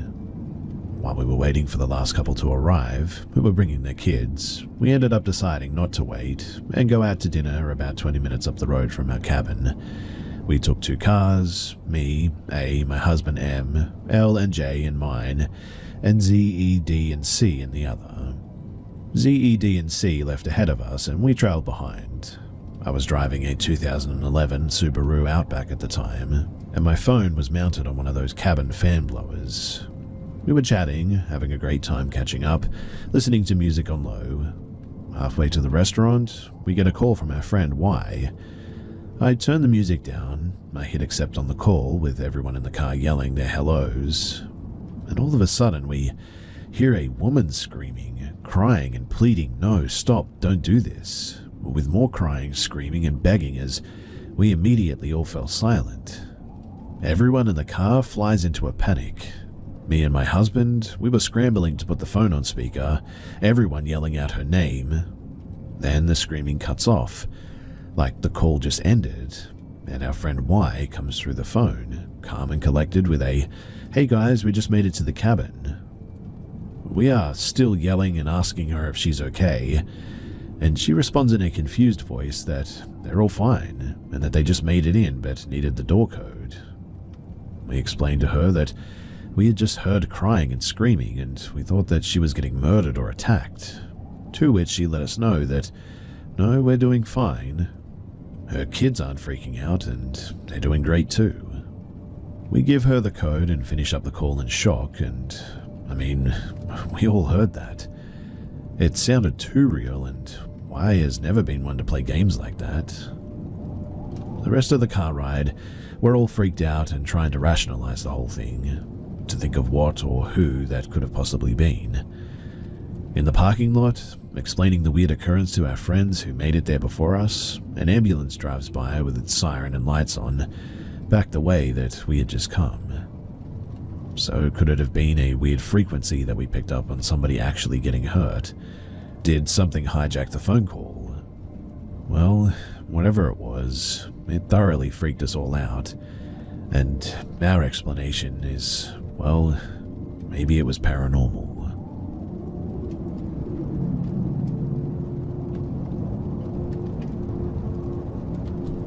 So my buddy and I, who were in college at the time, we were back in our little hometown for the weekend. That Saturday night, we were driving around getting high and just drinking beer. We were driving around on dark country roads and it was pitch black that night, overcast with no moon. We stopped on a dirt road to take a bit of a leak and roll another joint. My buddy who was driving left the car running but turned the lights off. We didn't see any other cars or people around us for like miles. But my buddy starts rolling the joint and the overhead light inside the car is on.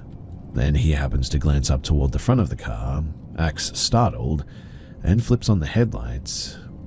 We look out the car windows and see a whole group of guys around the car. We both yelled some choice words, he slammed the car into gear, and we hauled butt out of there. Those guys, they were probably people that we knew from town. I even thought that I recognized one of them, but I've always wondered what in the heck they were doing out in the middle of nowhere like that, on a pitch black night, without flashlights and apparently on foot, and then surrounding our car like that.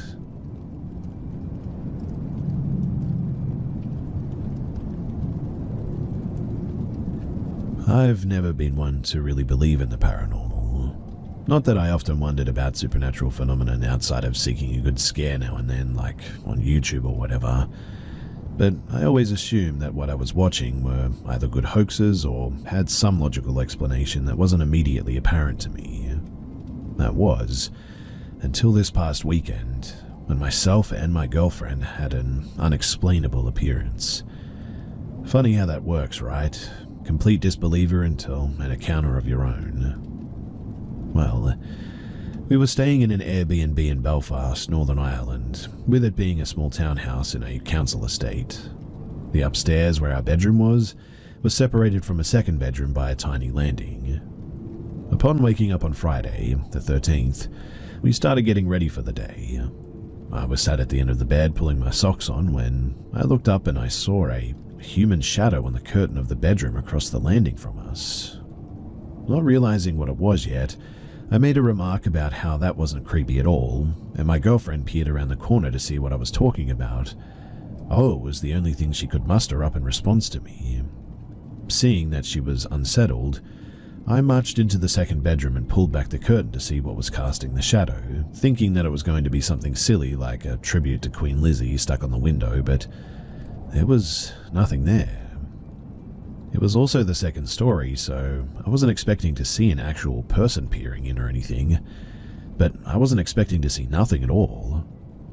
Also, there was nothing outside that could have cast that shadow.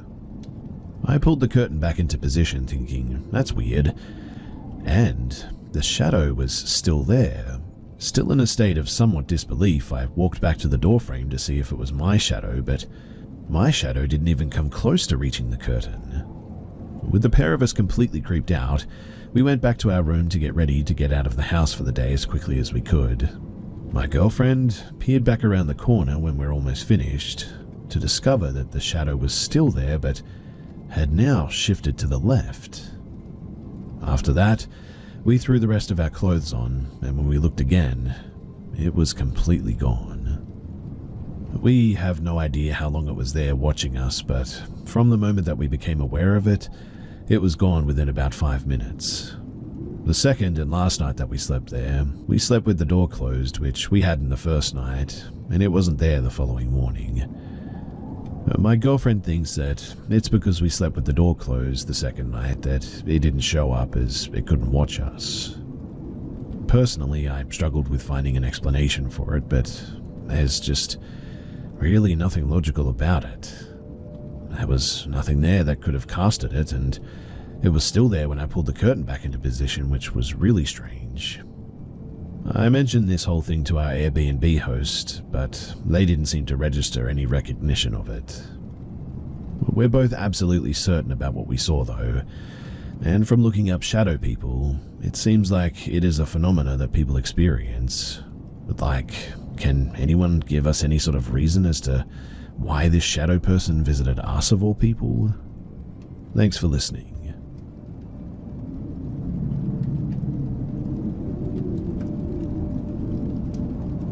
About 20 years ago, I had one of the most perplexing things happen to me while I was out having a cigarette. It was about 2 a.m. and I had woken up in the middle of the night. After tossing and turning, I just could not get back to sleep that night, so I decided to go out and have a smoke. For reference, I live in an apartment with a small cement patio out front. It's on a very busy street, with a sidewalk that runs alongside of it. While the street was loud and busy during the day, it was actually very peaceful to sit out there at night. All my neighbors were sleeping and the night was cool and calming. Anyway, while I was sitting on my patio steps, a large dark-colored animal came into view from a distance. It was walking on the sidewalk, and for some reason my freeze response kicked in. I became a brick and the hair on my arms was raised. While it walked slowly toward me, I tried to make out what kind of animal it was. It was easily as big as a horse. I do know that sometimes people walk their horses around town, even though this is a large city, but there was no rider on this creature. Is it an escaped horse? The closer it got, though, the more confused I was. Honestly, it resembled a large black panther or Maybe a lion-bear hybrid or something? It had black fur that was kind of wavy or curly. I could see the steam from its breathing, and the crazy thing is that it did not seem to be aware of my presence at all. Maybe that's why I stayed frozen, letting my cigarette burn out completely. It was almost like I knew if I moved that it would kill me. My body did eventually let me move, but I must have been out there for a good 30 minutes, scared out of my mind to move. Honestly, I don't know that much about these things, but I feel like I saw something that I wasn't supposed to see that night. I feel like it was from a different dimension or something, and I just got a bit of a peek. I've had a few paranormal type encounters, and another perplexing glitch that happened recently. It always feels the same too, like I'm just getting a bit of a glimpse behind the veil or something. But please, tell me someone out there, somebody else has seen this creature. It also haunted me more than any other unexplained experience that I've had. I've tried talking about it with other people, and they usually just say something patronizing like, wow, that's crazy, and really, that's about it.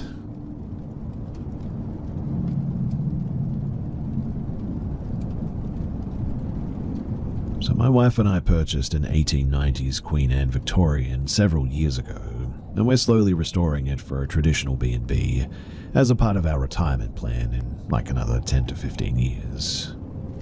My wife found one written account of a ghostly encounter following our initial, individual and personal experiences, which is not really what you want to find when you're trying to explain away an experience.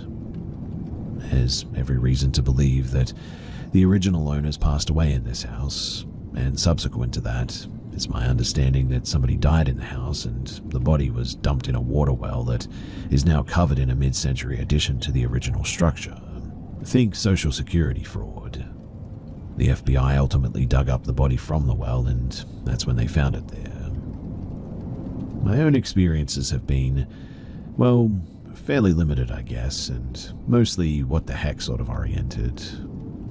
My first awareness was the sound of someone or something walking toward me, which I attributed to our large dog possibly following me upstairs, but she was downstairs and behind a closed door when I later checked. My wife described similar experiences within the main area of focus being at the top of the stair landing. She has a practice of singing or humming a tune as she comes down the stairs, and she believes that this either interrupts the experience or at least distracts her from the experience. I normally follow this musical practice too, whistling a tune that we sometimes sing to our dogs or singing an old jingle or whatever. I was home alone this evening and I needed to go upstairs to my study or lair to grab something. It was a long day and I had a few pressing things on my mind, so instead of singing or whistling, I was thinking about a work conversation from earlier. As I was coming downstairs, I heard footsteps following me down, a different tempo and rhythm than my cadence. I slowed and thought about turning to look, but I quickly noped out, only briefly looking up as I made the 180 turn at the bottom of the stairs and headed toward the kitchen. I didn't see anything, but I could definitely feel like something was near me. I didn't feel like I was clear of the presence too until I passed into the new section of the house. The hair on the back of my neck and arms had still not settled down an hour later. I had to go back up to the front of the house briefly to check for mail, and now that feeling that I generally have only at the top of the stairs is just on the other side of that kitchen door. Whatever it is, I think it's followed me down the stairs and it's decided to stay there. It just doesn't feel right or safe to speak about it inside this house too, and so I refuse to talk about it in the house. Texting my wife about it or sharing it here feels safe, but if you and I had talked about this whole thing before tonight, then I would have said that I do believe that there is something there, but it's not anything bad. Now, I'm really not so sure. This whole situation seems ridiculous, I know. I know that tomorrow in the daylight I'll probably feel less anxious about it. Well, probably.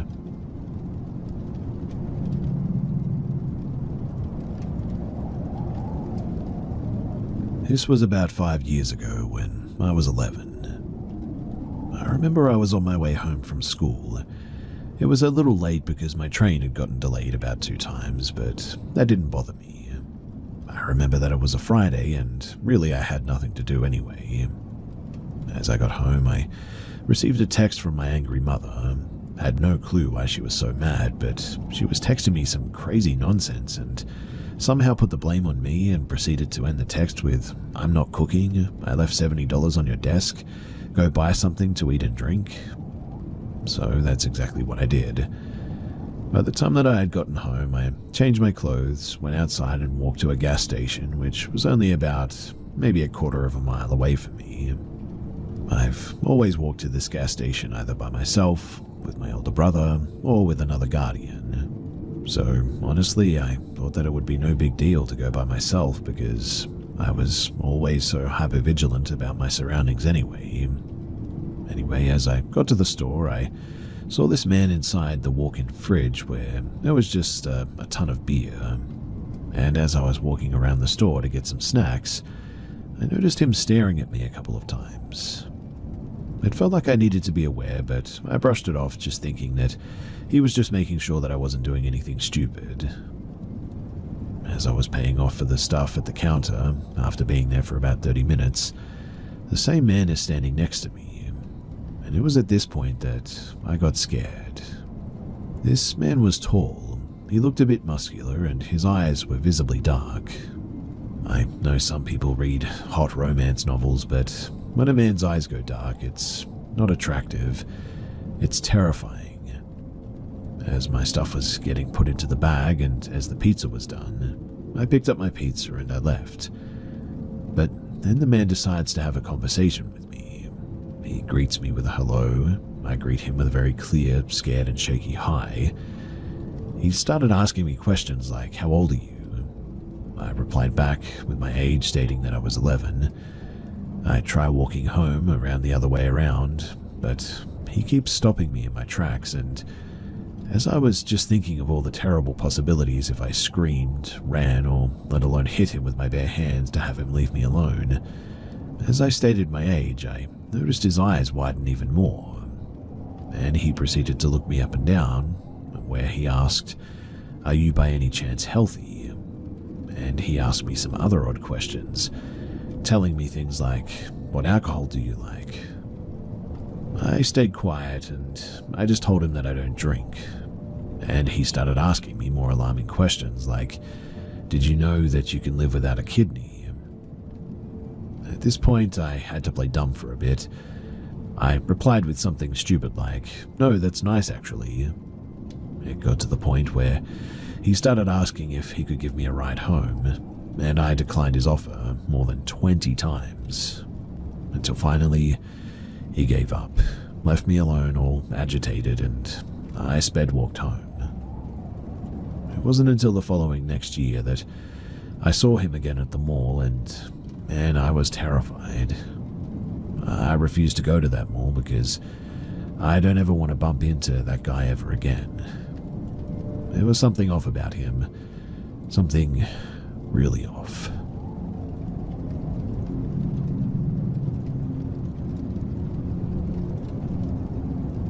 Even though this was almost 10 years ago now, I have never been able to get this out of my head, so I thought that I would post it here. So I was about 11 or 12 years old, living in an apartment with my mum. Right across from our apartment was a very creepy neighbor. I could write whole books about all the creepy, wild, and downright insane things that he said and did throughout the 2 years that he was our neighbor. But this was something that always stuck with me more than anything else.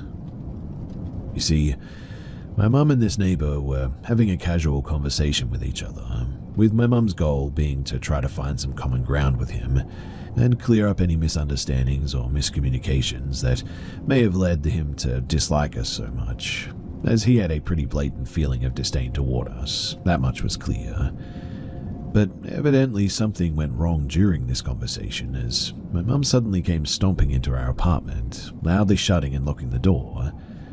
She was visibly upset and shaken, so I asked what was wrong. Her voice trembling, She said that our neighbor said this, completely unprompted. He said, "You know, if I were you, I'd keep your daughter away from guys like me." Now, while I will never know exactly what he meant by this, my mind definitely had plenty of ideas of what he actually meant. At the very least, it felt like a thinly veiled threat. And the worst part was that I was often home alone, as I did online school while my mum went to work. So from then on, I never felt safe when I was home alone, as my imagination ran wild on what he might end up doing to me. Now, I never thought that I would say this kind of thing, and I feel kind of guilty about it, but thankfully he ended up dying before he ever did follow through on his creepy comment. Also, before anyone asks, my mum only told me about this because she wanted to warn me to stay the heck away from this guy, and to never do anything like keep the door unlocked or anything like that. And I can tell you that she didn't have to tell me twice.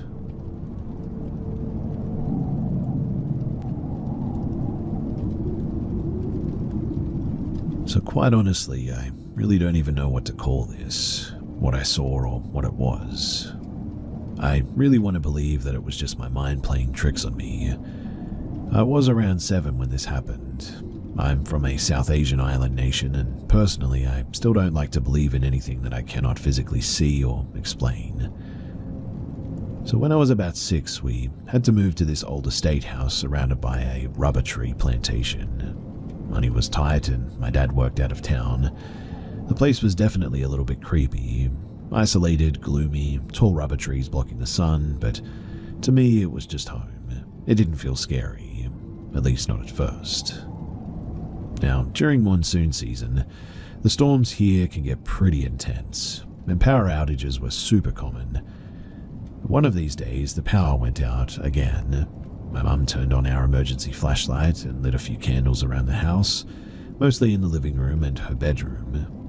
Me and my sister were hanging out in my mum's room, staying out of the dark, just playing around. I got bored and I decided to grab one of our car magazines from my room. My mum used to buy me these all the time, and I didn't bother taking a candle or a flashlight or anything. I knew the house well enough, and the moonlight coming through the trees gave just enough visibility. I went into my room, picked up the magazine, and for some reason I looked out the window, and that was when I saw it. 2 glowing red eyes. Not just glowing, but they looked like shiny glass marbles, deep red, unmoving and just staring. They were only a few feet away from the window. I couldn't move. I couldn't speak. It was like I was frozen. I didn't see any other features, just the eyes, and suddenly they rushed toward the window, fast too, like inhumanely fast. That snapped me out of it quickly. I ran screaming to my mum's room, completely freaked out. I couldn't speak properly for about 10 to 20 minutes. I tried to tell my mother and sister what I saw, but they didn't believe me. Said that I must have seen an animal or was just imagining things. Eventually, the whole memory sort of faded away, and I just kind of pushed it into the back of my mind, I guess. Until recently. So, a few weeks ago, I'm 27 now by the way, I went to visit my dad at his place. It's the family home, old as heck, like over 100 years old, big and kind of beautiful, but honestly a little bit creepy. My aunt came over too, just to hang out since I hadn't seen her for a while. We ended up having a little barbecue in the evening, had a couple of beers, and started reminiscing a bit. Somehow the topic shifted to creepy stuff. I casually told them the house always gave me the creeps. My dad brushed it off like, come on, it's just old. But then he randomly mentioned how he saw something with glowing red eyes when he was around 7. Same thing, pitch dark night, windy, and he saw this black figure with red eyes watching him. Said that it rushed up close just like that. And I swear I almost had a panic attack when I heard this. It was exactly what happened to me, word for word almost, and I never told him about it. My mum never told him either. So I told him.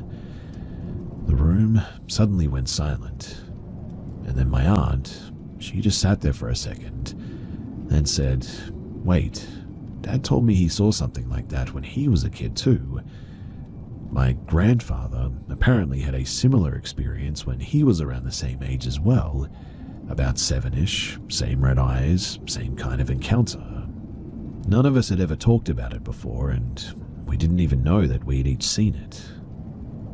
After that, we just kind of sat there in silence, all three of us agreeing to just chalk it up to our imagination. But I swear I could see it in their eyes. They were scared, like they knew that it was real, even if they didn't want to say it. But here's the weird part. Whatever it was, it never hurt any of us. It never tried to. It just showed itself, watched, and then disappeared.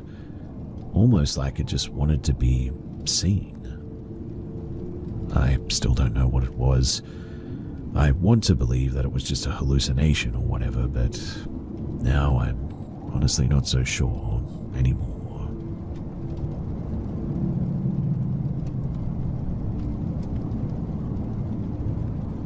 My wife and I were hiking on a particular trail at a nature preserve with our dog one day. We came across some people walking as well, almost like a family, I guess, but they seemed a bit, I don't know, off to me.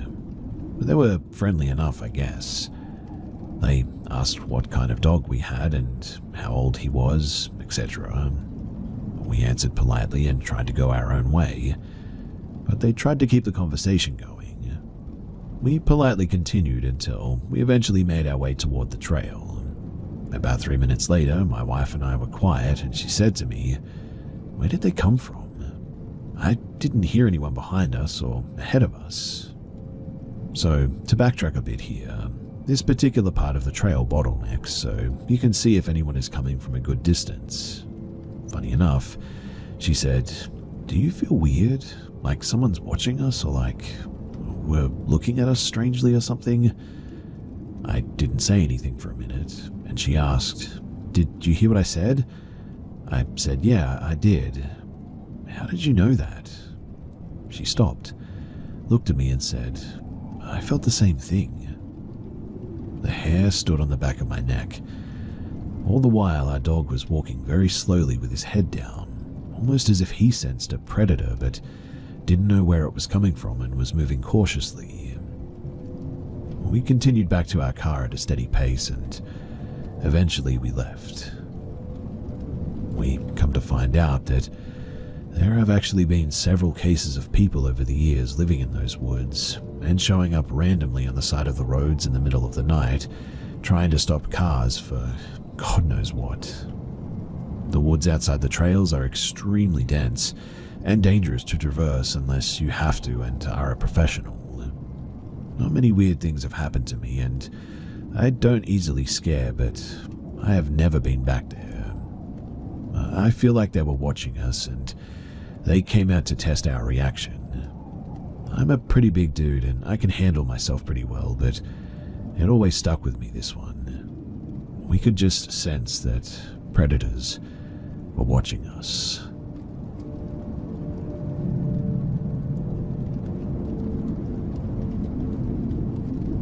I remember when my family freshly moved to our house about 12 to 13 years ago. Before we moved in, we went and looked at the house. We had just looked in the daylight basement, which was carpeted. It had a bedroom, a bathroom, a storage closet, and another connected closet that held the water heater. The bedroom had a closet which had 3 huge mirrors as doors. In the closet was a small door that connected to the water heater closet. Anyway, on our way back upstairs from touring, in the basement, my sister locked me in there, which had child lock hinges on the top and the bottom of the staircase door. They were on the outside, like they were either trying to keep a child from going down there, which made no sense for the bottom child lock hinge, but made the most sense for them, or like they were trying to keep something or someone downstairs. Either or, though, I got the most eerie vibe from this basement, like I wasn't alone in this completely empty space. Well, Eventually, when we first moved in, my siblings and I kept finding bones just all over the property. The weird part about this was that whenever we found a bone, there was always a golf ball nearby. I remember finding one with carvings in it too, in another language hanging on one of our fences. My dad wrote them off as animal bones anytime that we found one, and eventually threw them all away. We found clothes in plastic bags around the property too that were mainly female clothes or male boxers, and those were thrown away too. There were a couple of nooses hanging loosely in a tree as well. Those were taken down and used for cattle. The tree was eventually cut down too. Anyway, a few years went by and a lot had happened. These are all things that my siblings and I experienced at this house. So I remember when I shared that basement room with my siblings, my bed was positioned in front of the closet doors at one stage. I had woken up but not moved yet, and there was a man crouched in front of me, just moving his head back and forth super fast, so I couldn't make out his face very well. I closed my eyes and he disappeared. After that, we would constantly hear footsteps going up and down the stairs at all hours of the day. I saw a man about the same stature as my dad go down the stairs, so I followed him. I believed I needed to ask him a question or something, and that's why, but the man I followed down the stairs had turned the corner to go into the back bedroom in the basement, and once I got to the corner, he just disappeared. No one was down there but me. My sibling had experienced this same thing too. It didn't stop there though. My little sister was cleaning the living room in the basement one day and was getting an eerie vibe from the back bedroom. So she went over and closed the bathroom door and the bedroom door. Once she walked back down the hall, she started cleaning up again when she noticed a few moments later the bedroom door had opened again. She immediately went right back upstairs, and that room eventually became my older sibling's room. And I remember one day she had mentioned that she was laying in bed and had just woken up to something opening her door. She claimed that she watched the handle turn and the door slowly open, but nothing was there. A few nights went by and all of my siblings and I were hanging out with her in her room when we heard a knock on the wall. Mind you, this wall was concrete and on the other side of this was a hill. So she knocked on the wall and whatever it was knocked back. It was the tune of Skunk in a Barnyard, if you've ever heard that. But after that, the room was then turned into my little sister's room. I went into the basement bedroom to tuck my little sister into bed for the night. I had tucked my little sister in on the lower bunk bed and gave her a kiss on the cheek goodnight. As I went up the ladder to give my older sister a kiss and tuck her in, that's when I saw both of them, up on her bed, sound asleep. I felt my stomach twist. As I went back down, I noticed the bottom bed was now empty. I immediately left the room. My dad eventually made a wall in the basement living room, splitting it into a bedroom and a living room. The bedroom portion was used as a playroom for a hot minute, and one of my older sisters had walked in there and saw my little sister playing with her toys, only to later realize that it wasn't my little sister in the room at all. The doors we would hear constantly opening and closing when no one was down there. The stairs were stepped on when nobody was there, and eventually my dad tore down the wall that he built. And after a few years, no one ever stayed in that basement. We also used to see ghost cars or people walk down into the field and just disappear without a trace. We used to see a man walking his dog down in the field and just disappear all the time. Mind you, these happened over many years, and it wasn't all at once, obviously, but yeah, it all happened, and it was all very frightening. Eventually, most of the basement was renovated due to water damage. When my parents pulled up the carpet in the back bedroom, there was a clearly poorly done job of re-poured concrete about maybe 5 or 6 feet long, and a couple of feet wide. It was very rough compared to the original concrete, but once that basement was renovated, the weird activity basically just diminished. they did was take the carpet out and two of the mirror doors on the closet. And so, really, that doesn't make much sense to me, but not to mention that I've looked up this house address many times to see if anything had happened there, and to no avail. I couldn't find anything on the house or the property either, so I have no clue what any of the sinister activity was really about, and I guess it's just going to remain a mystery. Also, my dad never believed my siblings and I about these experiences, and to this day, when we bring it up, he just sort of shrugs it off. He doesn't even remember the bones, the nooses, or the clothes that were thrown away all the time, but yeah, that's my dad for you, and that's just how he is. I'm sure that there's a lot more that I cannot remember, and no, I don't think anyone necessarily died here, because I'm sure that there would be a record of that somewhere, but I do believe that maybe someone was doing something sinister in the house. Like maybe witchcraft, or something was conjured up in the basement or something. Also, the concrete difference is more than likely nothing at all, but a badly done repair job, but I thought that I would mention it because, honestly, who knows?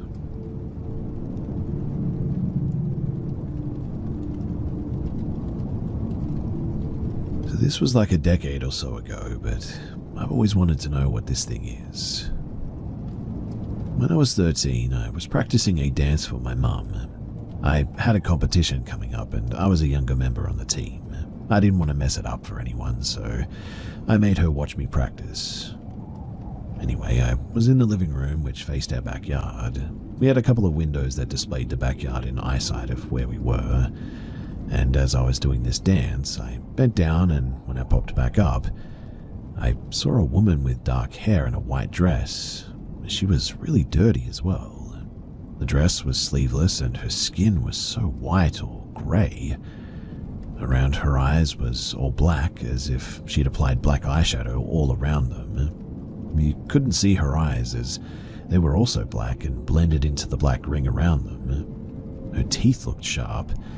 All of her teeth looked sharp. She was just staring at me. I froze. I stared at her for what felt like a minute until my mum said, "What is it? What are you looking at?" She was panicked because, obviously, I just stopped all of a sudden and was just staring past her. Once she pulled my attention away from the woman, she was gone. I told my mum that I saw someone. She ran out into the backyard. She's not surviving a horror movie, by the way. And nobody was there. There weren't any signs of someone standing outside that window. There's a little garden right below it. It'd be very easy to tell if someone had been standing there, but there was nothing. She came back in and said that there was nothing there. She believes that I saw something, though, because she says that I went pale and was just sort of staring at the window. I'll add, too, that my house was between two cemeteries. The block our house was on was one street down both directions from the cemeteries. When my mum and dad first moved into it, she swears that there were ghosts there as well. She would hear whistling often, but nobody else was home. It unnerved her so badly that she had people come look at the house and cleanse it. But I don't know much about that.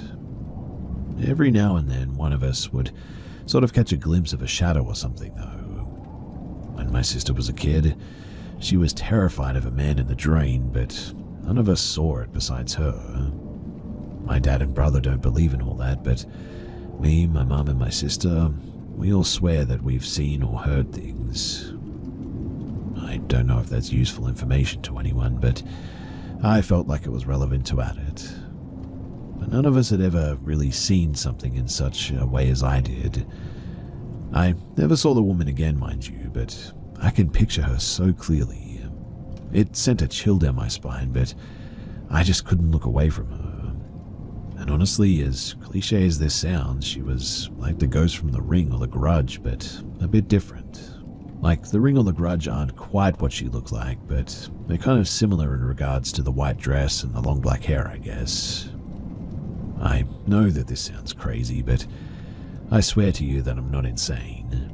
I never tell anyone about this because it sounds psychotic, I know that, but if anyone here has any ideas as to what she is, then please do let me know. I've never been able to figure out what she was, and it still bothers me a lot, and I would really, really like to know.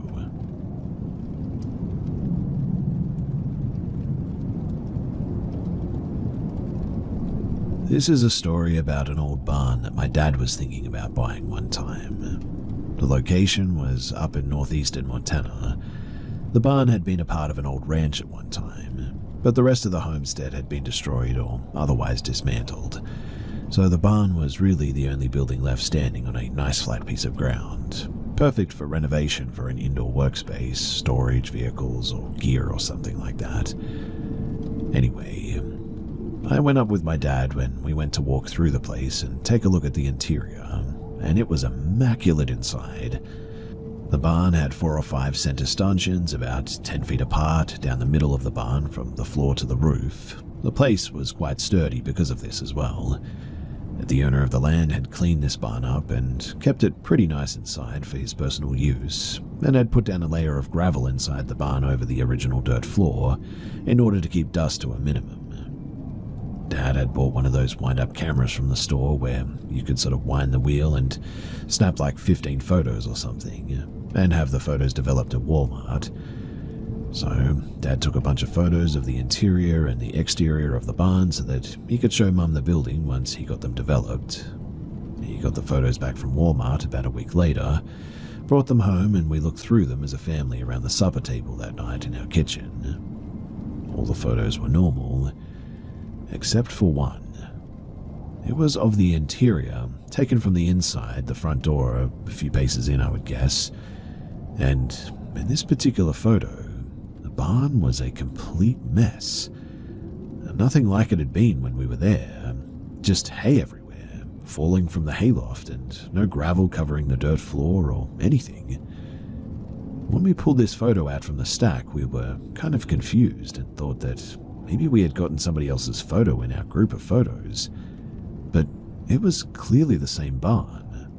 The thing that stood out to our family about this photo of the interior of this barn was on the first center stanchion there was a silhouette of a man, but with no head, and footprints on the dirt floor leading in, but not out of the barn, stopping at the first stanchion. Dad and I went back up to northeastern Montana later that year in the fall to do some hunting, so we went and spoke to the guy who owned this barn, showed him our photos, and then the weird photo as well. When we showed him that photo, his face immediately went pale white, and the look in his eyes was one that I had never seen in another person. He told us that his grandpa had been murdered when he was a small kid, but his parents never told him about what happened, and the murder was never solved. Needless to say, Dad never bought the barn, and the owner, he had it torn down the next year. And it is definitely one of the spookiest things that I've ever been a part of in my life.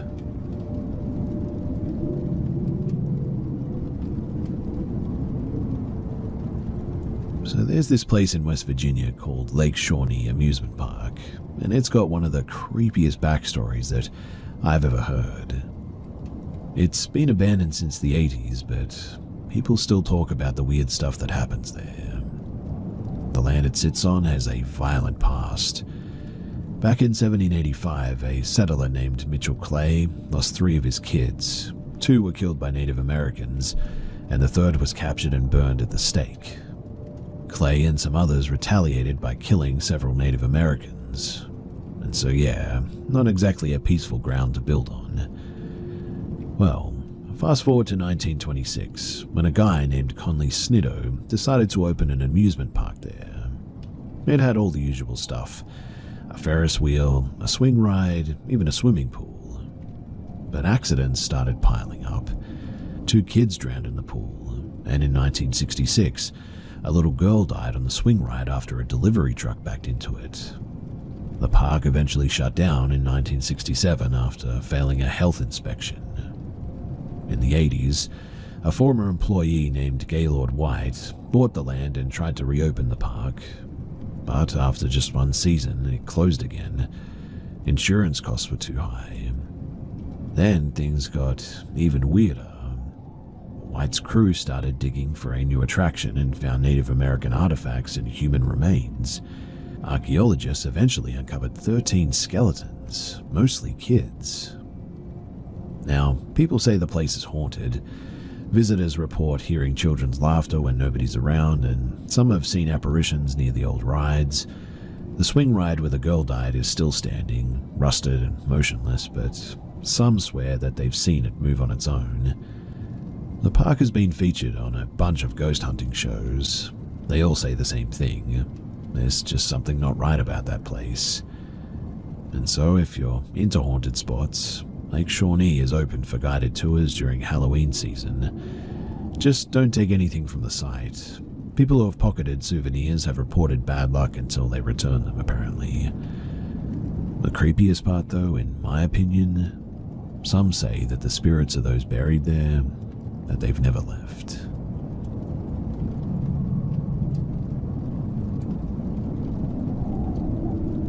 So this happened when I was in the 10th grade. My class went to the state fair for an agricultural show. The class was pretty small and the teacher was kind of doing his own thing. He told us that we should all meet up at a certain location at a certain time.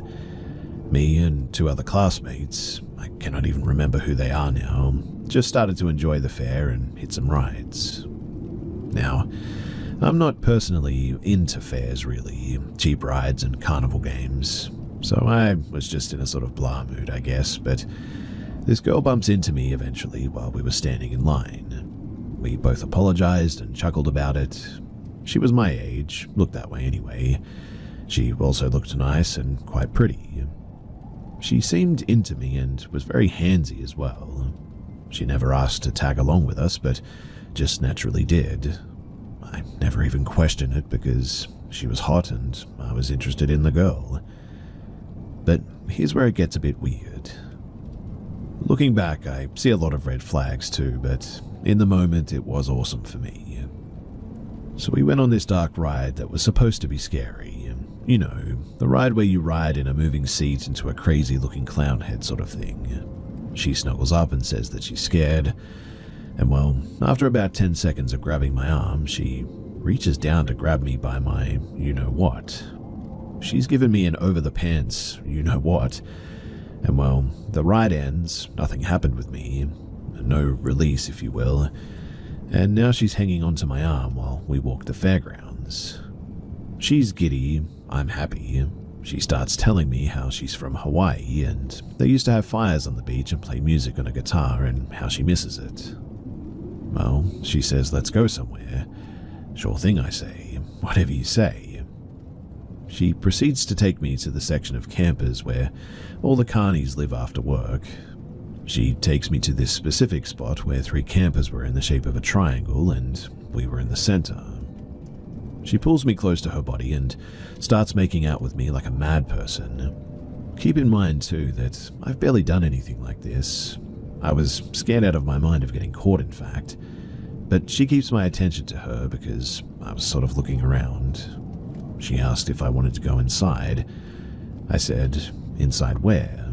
And she said, that camper, and pointed to a really crusty looking camper.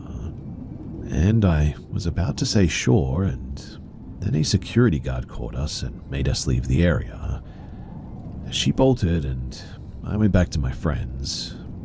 I didn't see her the rest of the time that we were there, which was at least another couple of hours, and I was keeping a keen eye out for her. Now, I have thoughts about what was in that camper, what would have happened to me. Was she a prostitute? Was she a ploy to get me inside, and they would lock me in a box just big enough to live until I was transported? Would I have been in the sex industry the rest of my life? I have trauma and nightmares from this, in fact, and while it may have just been me overthinking things, maybe she really did just want to hook up.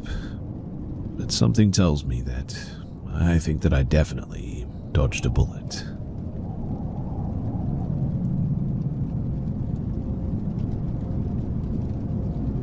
In high school during COVID time, 2 of my friends and I were laying in my bed watching TV and ended up falling asleep at some stage. I was on one edge, friend in the middle, other friend on the other edge. I woke up to the feeling of water dripping on my face. I wiped it off and turned to my friends, both still sleeping, and woke them up and asked if they were trying to mess with me. They said no and didn't know what I was talking about. The friend in the middle realized that she also was wet, but it was her shirt instead. It had about a palm-sized watermark. We looked around wondering where the water could be coming from. There was a glass sitting above us on the headboard, but it was empty and sitting upright, untouched. They swore up and down that they didn't do it though, and we were all pretty freaked out by it. I begged them to stay the night because I was scared, but in the end they had to leave. Now, later that night I was laying in bed and I could hear something rolling around on the floor underneath me. I was confused by it because the day before I had vacuumed under my bed and knew nothing was down there. Ended up going to sleep, and the next morning I woke up to find Tootsie Fruit chew wrappers under my bed, which I don't like and definitely didn't have in my room. Same day, still very freaked out, I was on TikTok and my sister had sent me this really creepy video of this demonic-looking face with eerie music playing. I messaged her and asked why she would send me this because it was so creepy looking, and I was already on edge. And she told me that she had no idea what I was talking about, and went and checked. Then messaged back saying that she never actually sent that video before and didn't send it. It freaked us both out, and we were telling our family about it at dinner and went to show them the video, and it had disappeared from our message thread. Then, I think the next day or a couple of days later, I went to a gas station and was buying a Powerade and a snack. When I went to check out, the cashier asked me if I wanted to grab another Powerade or something. I asked if there was a deal going on, and she just flipped the screen and showed me the total was $6.66. So naturally, I bought another Powerade. I ended up going to a native store that sells sage. The man who owned it blessed me with sage and prayed, then sent me home with more to burn in my house. And, thankfully, nothing else happened after that. But I've always wondered if it was just some really random or crazy sort of coincidences, or if there was something more to it. The incident with the water definitely freaked me out the most, mainly because other people were there and obviously we could actually see the marks. The other stuff, maybe it was just some convenient timing or something, but still, it was a really weird experience and something that I just still don't have any answers for.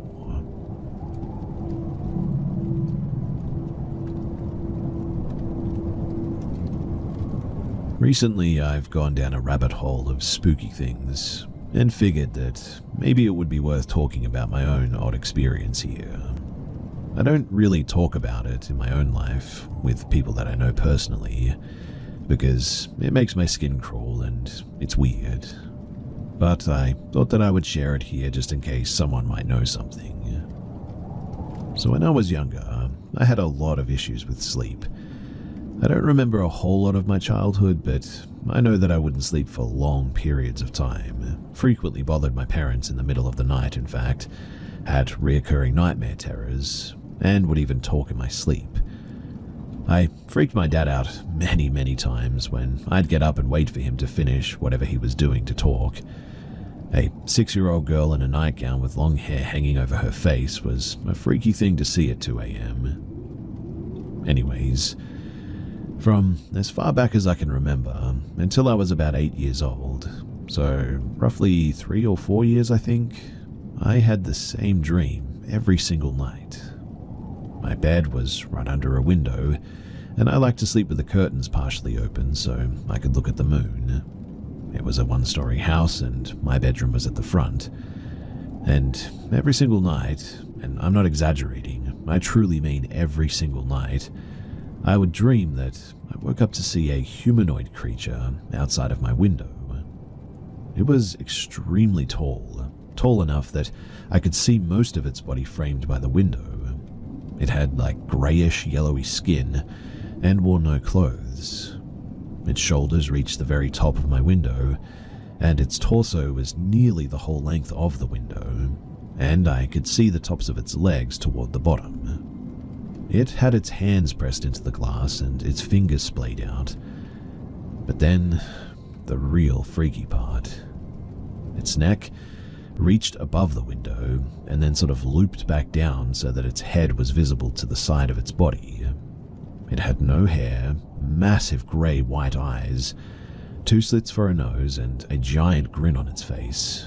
And I mean giant. It stretched its skin out on its cheeks and chin, and teeth were so long and jagged and thin, and they were like a dirty yellow sort of colour.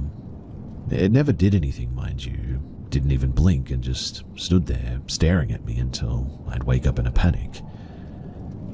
So, like I said, I saw this creature every night for years. I never told my parents about it. I tried shutting my curtains when I went to bed, but when the dream started, my curtains would be inexplicably open. And then when I woke up, they'd also be partially open, as if I'd never even closed them. Eventually, I told my grandma about the dream when I slept over at her house, and I didn't have the dream for the first time in years after that. And she gave me this tiny clay figurine and told me to sleep with it by my bedside, and that I would never have that dream again. I did as she said, and inexplicably, I never did see the creature again.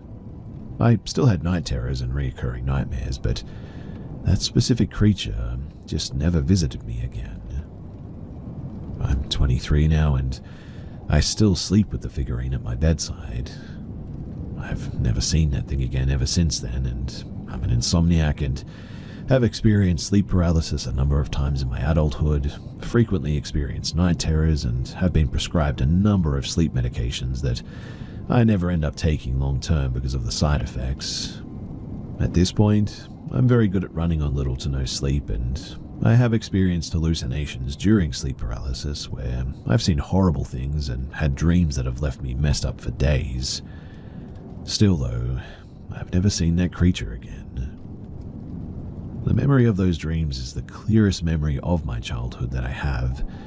I can remember exactly how it looked, exactly how it felt to lay in my bed and stare at it between my purple curtains, exactly how silent and still it was. And because of this, I don't ever open my blinds at night. I don't particularly believe in the supernatural or anything. I take a firm, it's probably not real, but just in case it is, I'm not going to mess with it, stance on any of that stuff. I hear paranormal stories and immediately consider all the regular things like sleep deprivation and carbon monoxide poisoning before I ever assume ghosts. I've never experienced anything paranormal in my life, aside from what I've outlined here, and I truly believe 100%, however, that this was not a natural thing that happened. I could forgive it as a reoccurring dream or childhood nightmare, but it happened too regularly and far too frequently to think that. I don't know what it was or why, but I really don't think that it was something normal or easily explained, I guess, is what I'm trying to get at. And so, that's my story. Like I said, I really don't talk about it too much. I try not to think about it, in fact, but maybe sharing it out here will be beneficial. So if you've listened this far, then thanks for listening.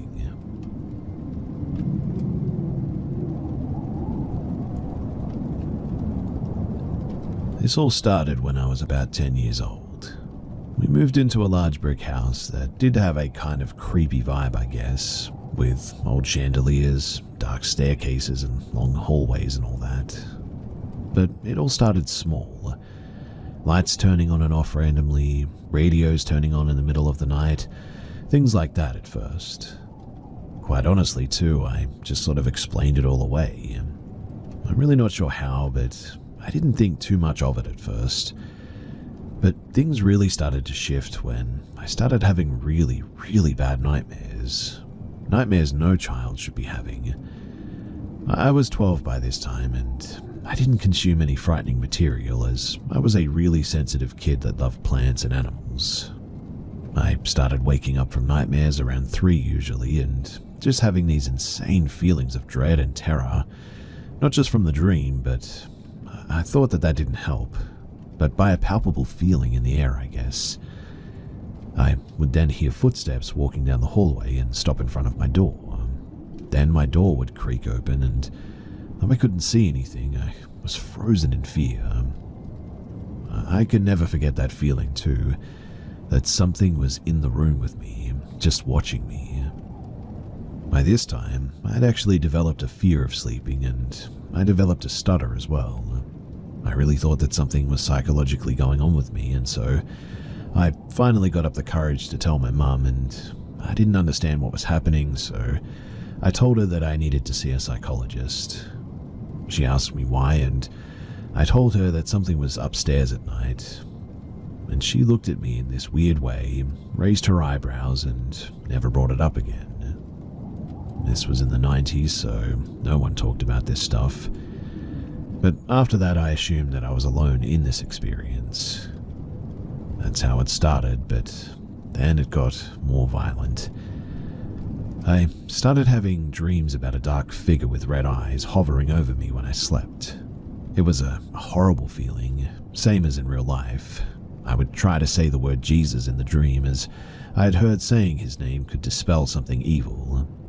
In the dream, the figure would reach out and grab me by my neck and choke me so that I couldn't say a word. I would wake up gasping for air, and then the paranormal activity would ensue. I even heard voices, laughter, and could swear that I saw a figure in the corner of my room. One night when I was avoiding sleeping, I was playing video games with my younger brother, and it was around midnight. He asked what I was still doing up, and I said that I just couldn't sleep. He said, "Because of the thing that lives up here?" And my eyes immediately got so wide. We were not a sharing, emotional, or talkative family, so this piece of information changed, well, everything. We began swapping stories, and before I could even describe my dreams, he told me that his friend saw a black figure with red eyes and refused to ever sleep over again. And I knew then that I wasn't crazy at this point. But really, the story just began here. My early teenage years were nearly absorbed by dealing with this thing and trying to understand what it wanted, why it was there, and how to be rid of it. It's a long story, but to summarize, I learned it was some sort of an entity that fed on fear. The more afraid it could make me, the more powerful it seemed to become, and the more frequently things would happen. I had to teach myself to not be afraid of it, and that was a whole journey, let me tell you. I needed to believe that I was more powerful than it, and I will never forget this as long as I live. Once I moved in college times as well, I never experienced it again.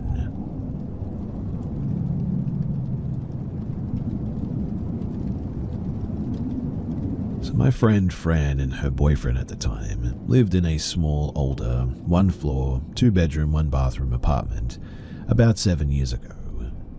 It wasn't in the best area, and the walls were thin, so we could hear the neighbors, each other across the apartment, etc.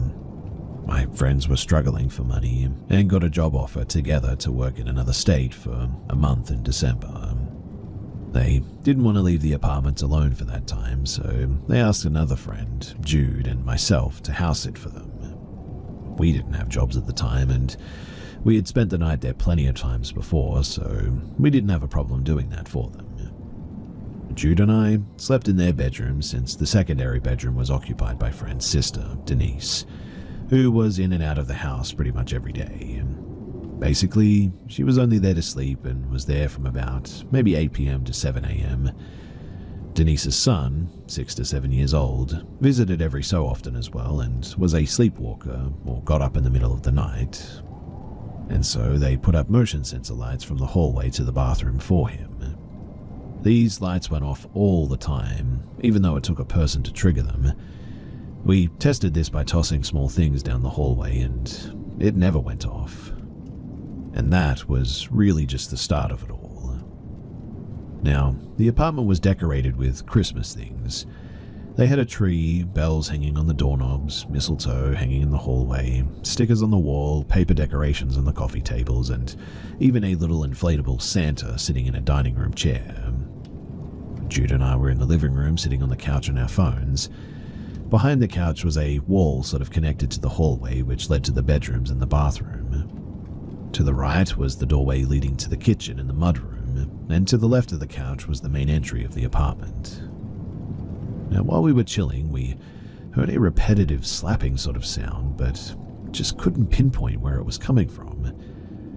Using my peripheral vision, the mistletoe hanging in the entry above the hallway was swinging very fast, and the longer that I watched it, the more it seemed to slow down.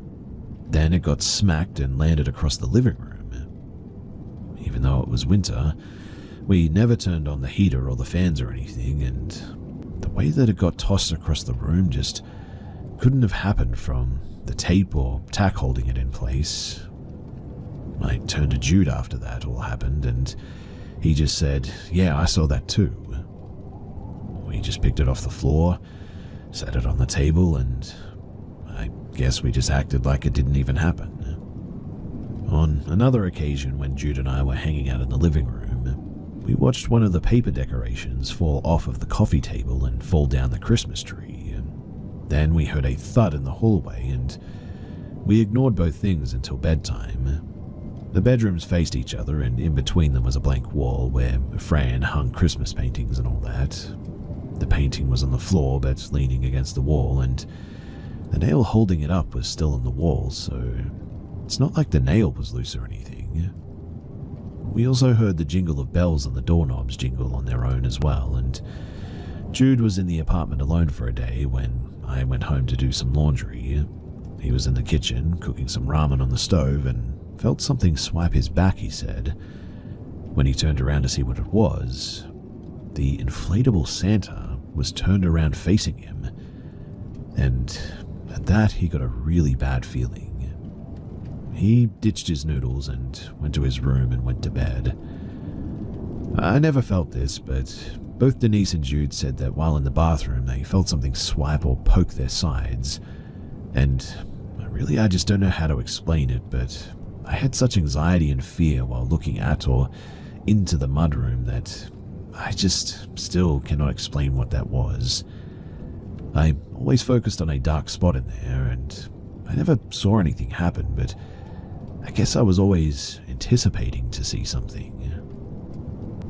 With all that said, it never really felt evil or unwelcoming, I guess. Fran had been very stressed dealing with things between her boyfriend and Denise. I know entities feed off of negative energy, so I guess we just sort of chalked it up to that in the end. We told Fran right when she got home, and she told us that she had recently experienced things there too. One being that she saw Denise's boyfriend come out of the hallway and head towards the main entrance. She was about to ask him something, but didn't see him in the living room, and the door hadn't been opened, and he was actually in Denise's room the whole time. And yeah, these are pretty unforgettable things, and something that I guess will just stick with me for as long as I live.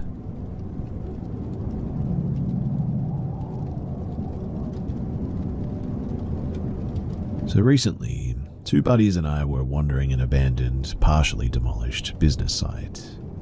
There was a long, narrow warehouse-type structure with a ramp inside about halfway, but we entered at the rear through a doorway, mostly empty, some boxes and chairs strewn about, but on the right side towards the ramp was a small closet with cans of paint and chemical-like thinners. There was no door to this room, and I went into the closet to take a look. The air was immediately heavy and oppressing, warm even, yet I could feel the hair on my arms standing up.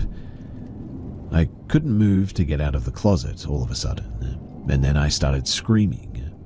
In my mind, I saw a woman's arms flailing, and my screams were her screams. I heard, "Stop, you're hurting me, get off of me." My friend Mike grabbed my arm and pulled me out of the closet. I then felt fine and calmed down right away. I felt maybe it was the chemicals floating in the air that did something to my brain or whatever. We then all walked down the ramp towards the exit, which was the entire far wall. No door or wall, just open.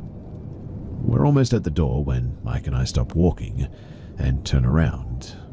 Bernie walked a few paces more, then stopped because we stopped. "Are you seeing this?"